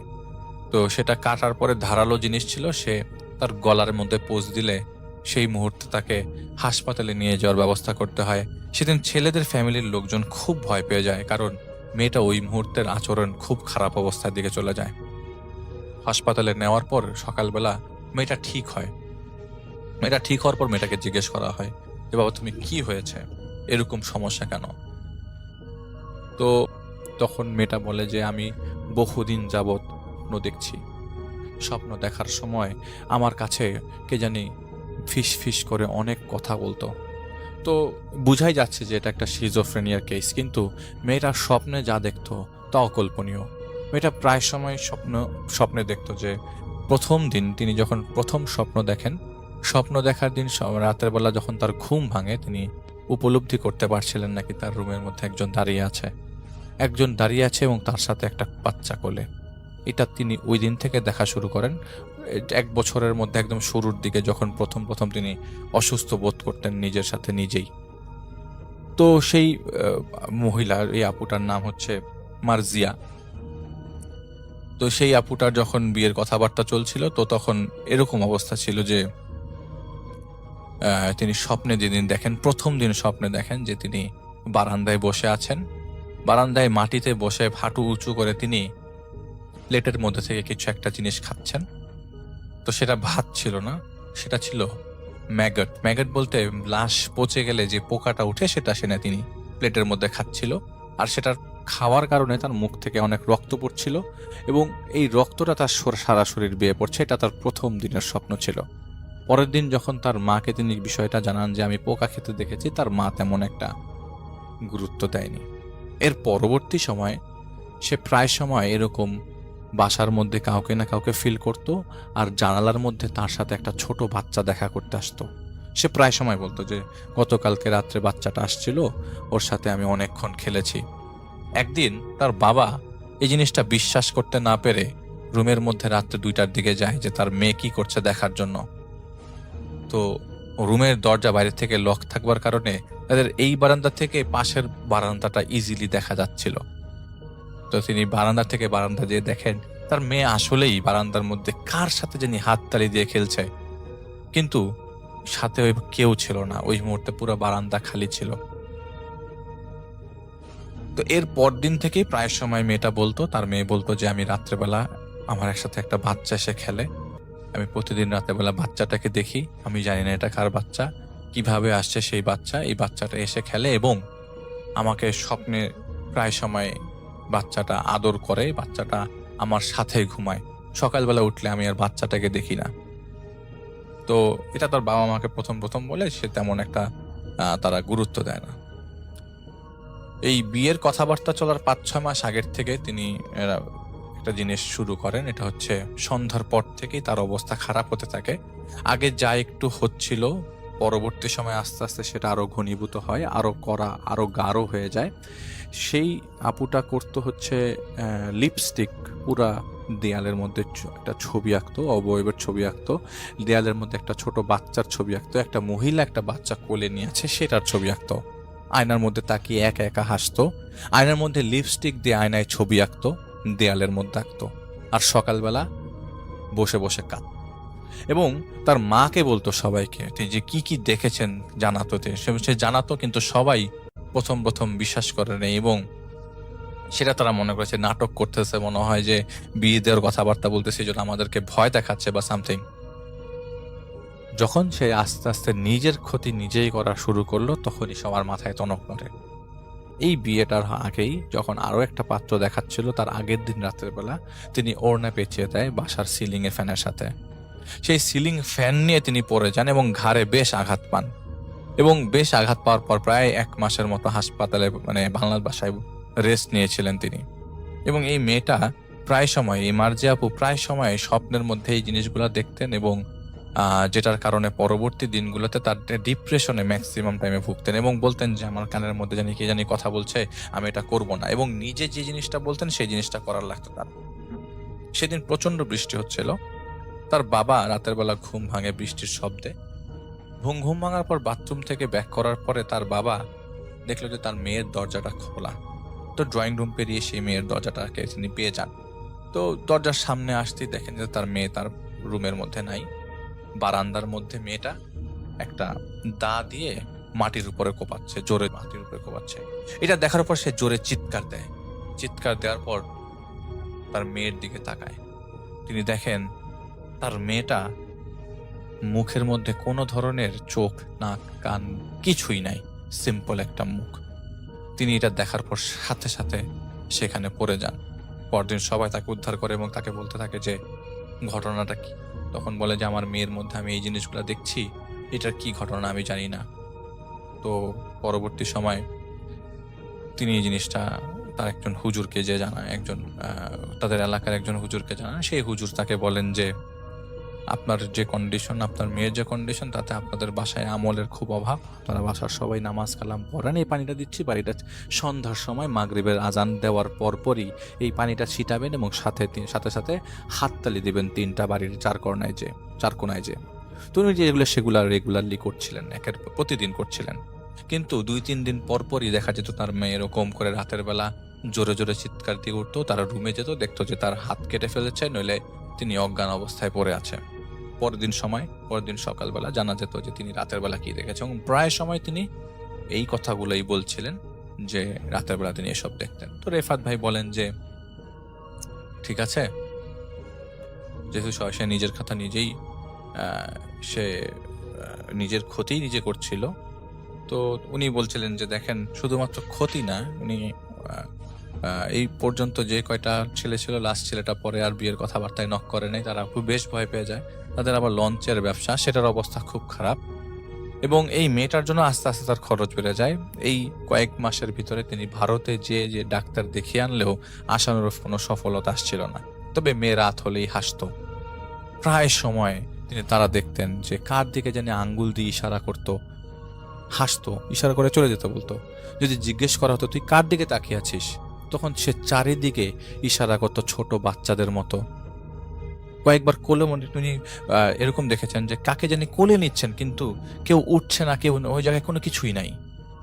আর তাদের বাড়িতে লাস্ট কয়েকদিন যাবত এরকম যে সারা রাত তারা সবাই সজাগ থাকতেন এবং দেখতেন যে ওই মেয়েটা কি করে। প্রায় সময় তার মা তার সাথে ঘুমাতেন এবং তার মা নাকি কয়েকবার উঠে দেখেছেন যে তিনি বাসার জানালায় অপেক্ষা করছিলেন, এবং অপেক্ষা করছিলেন কার দিকে জানি, জানালার ভেতর থেকে গ্রিলের মাঝখান দিয়ে হাত ঢুকে এরকম আঙ্গুল দিয়ে ডাকতেন, ইশারা করে আসো আসো আসো আসো। এই টেনশনে তার স্ত্রী স্ট্রোক করে, এবং এরকম কন্ডিশন তাদেরকে আসলে অনেক পোহাচ্ছিল। 2-3 বার তিনি হাতের রক কেটেছে, কয়েকবার ফাঁসি দেওয়ার চেষ্টা করেছে। তো ঘটনাটা কি সেটা জানা দরকার। সেটা জানবার জন্য মেয়েটাকে সরাসরি রেফাত ভাই ডাকে, যে এখন যেহেতু অবস্থা খারাপ আর আজব আজব স্বপ্ন দেখছে, প্লাস এই মেয়েটার বাবার ব্যবসায় চরম ক্ষতি, তো ওনাদের আবার ডক ইয়ার্ডের ব্যবসাও ছিল, সেটার অবস্থা গুরুতর।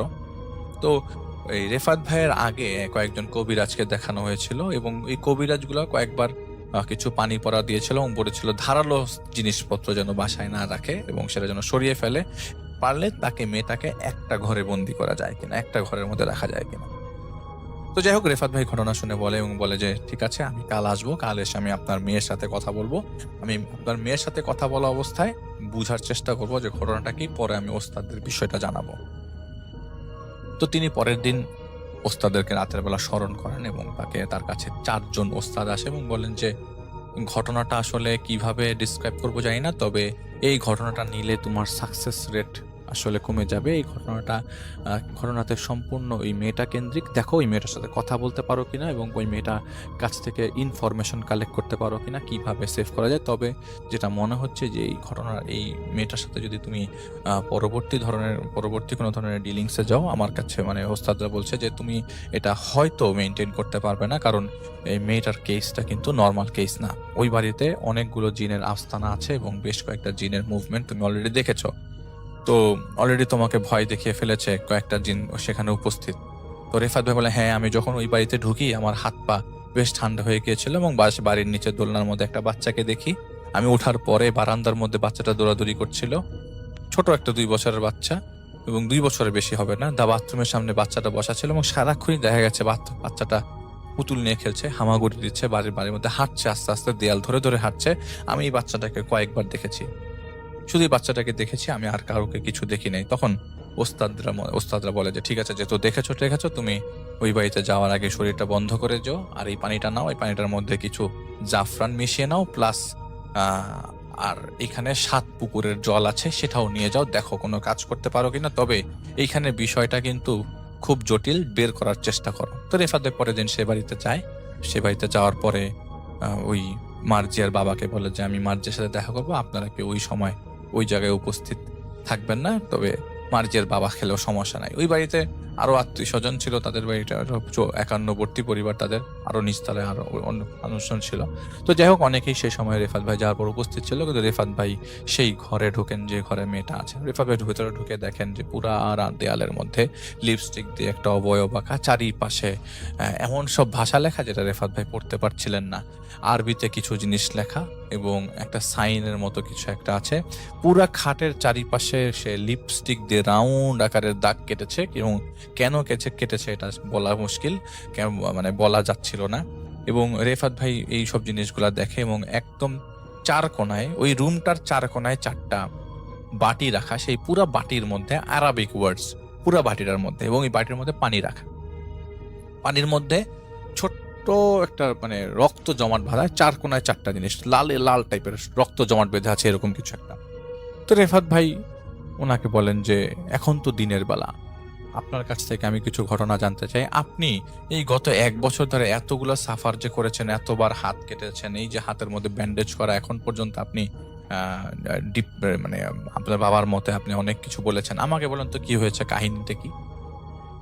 তো এই মেয়েটা তখন বলে যে আসলে আমি জানি না, এই আমার ইউনিভার্সিটি শেষ হওয়ার পর থেকে রেফাত ভাই বলে যে আসলে আপনার ইউনিভার্সিটি শেষ হওয়ার পর থেকে হিসাব না, আপনি আমাকে ইউনিভার্সিটি চলাকালীন অবস্থা থেকে ঘটনা বলেন, আপনার ঘটনা এই কয়েকদিনের ঘটনা না।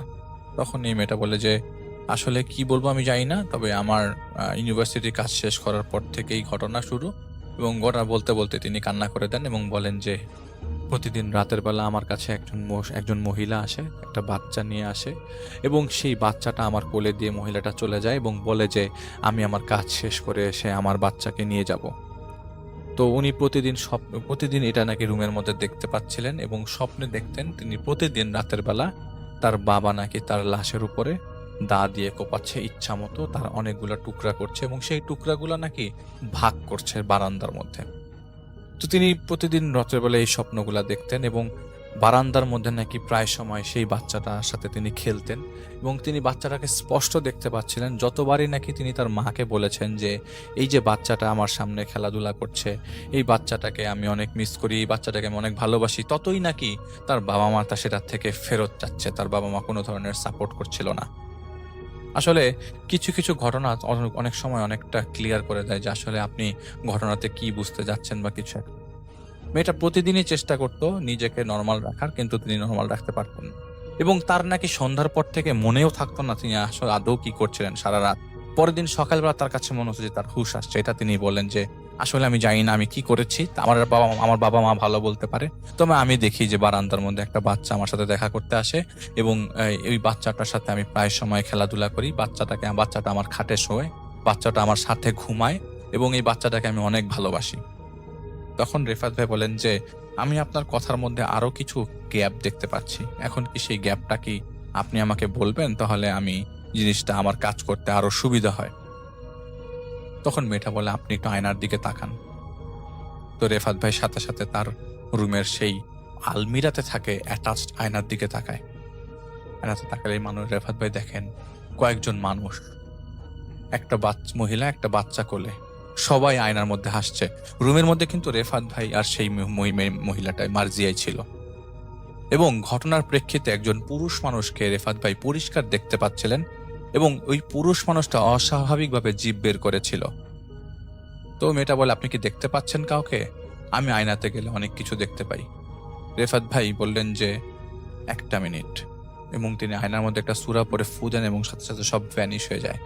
তখন রেফাত ভাই বলে আপনি আসেন তো, দেখেন তো আয়নায় কিছু দেখতে পাচ্ছেন কিনা। বলে না, আমি তো কিছু দেখতে পাচ্ছি না, তবে এই আয়না তোমাকে সারাক্ষণ দেখায়। আমি আয়নার মধ্যে সারাক্ষণ মানুষ দেখি। আমাকে এই দেখেন, আয়নার মধ্যে আপনি একজন লোক দেখেছিলেন না, জিভ বের করে রেখেছে, সে প্রতিদিন আমার বারান্দায় আসে আমার সাথে দেখা করতে। তাহলে আপনি আমাকে বলেন যে এটার সলিউশন কি?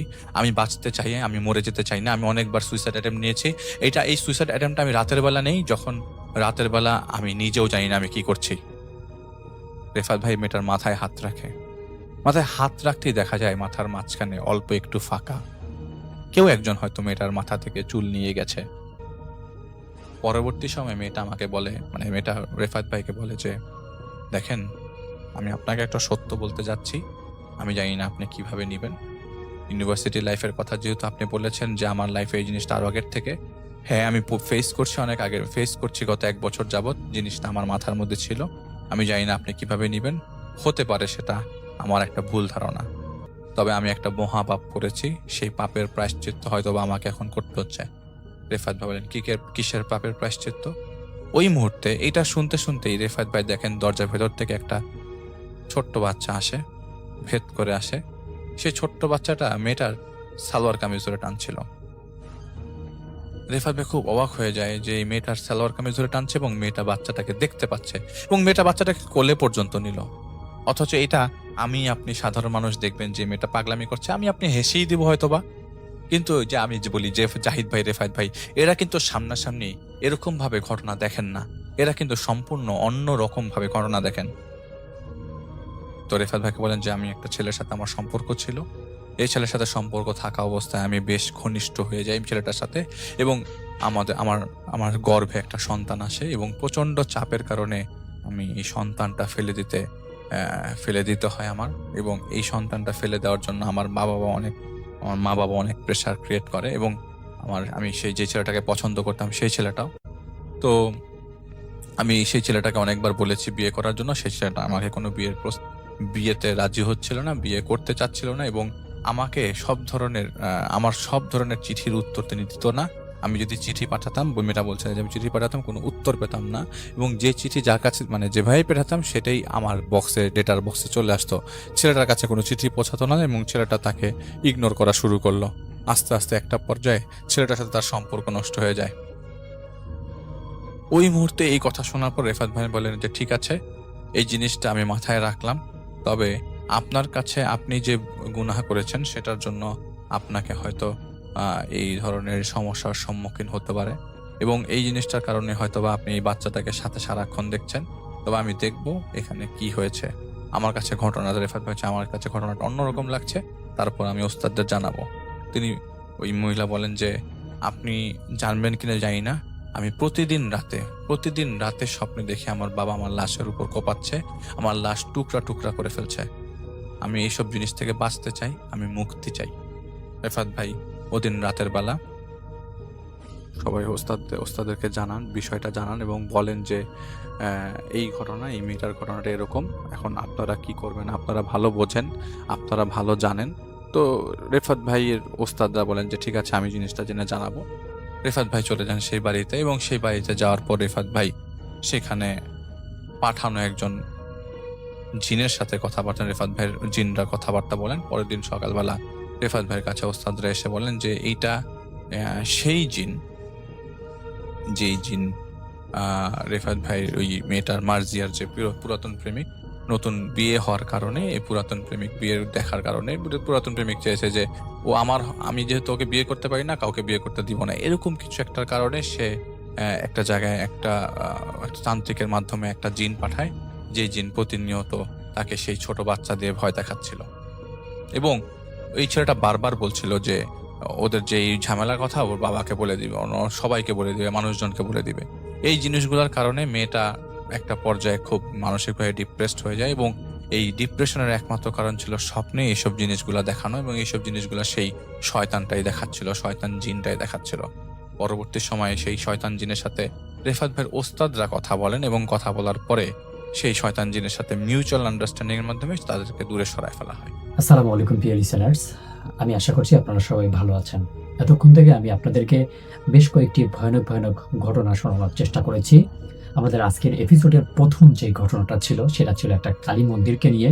এই ঘটনাটি আপনার কাছে কেমন লেগেছে সেটা কিন্তু অবশ্যই জানাতে ভুলবেন না। এরপরে কিন্তু আরো বেশ কয়েকটি ঘটনা আপনাদের মাঝে উপস্থাপন করেছেন আমাদের সবার প্রিয় আর যে রাসেল ভাই, আর যে আফনান ভাই, ডক্টর আলিফ ভাই, আর যে বাবু ভাই, আর যে শাফিন ভাই সহ আমি শাকিল আহমেদ বেশ কয়েকটি ঘটনা আপনাদের সঙ্গে শেয়ার করেছি। এই ঘটনাগুলো ছিল ভয়ানক ভয়ানক ঘটনা। ঘটনাগুলোর মধ্যে অন্যতম ছিল গ্রামের ঘটনা, ছিল শহরের ঘটনা, বাসাবাড়ির ঘটনা, অদ্ভুত রকমের কিছু ঘটনাও কিন্তু আজকের এপিসোডের মাধ্যমে আমি আপনাদেরকে তুলে ধরার চেষ্টা করেছি। তো প্রিয় লিসেনার্স, আমাদের আজকের এপিসোডের ঘটনাগুলো আপনাদের কাছে কেমন লাগলো এটা কিন্তু অবশ্যই জানাতে ভুলবেন না।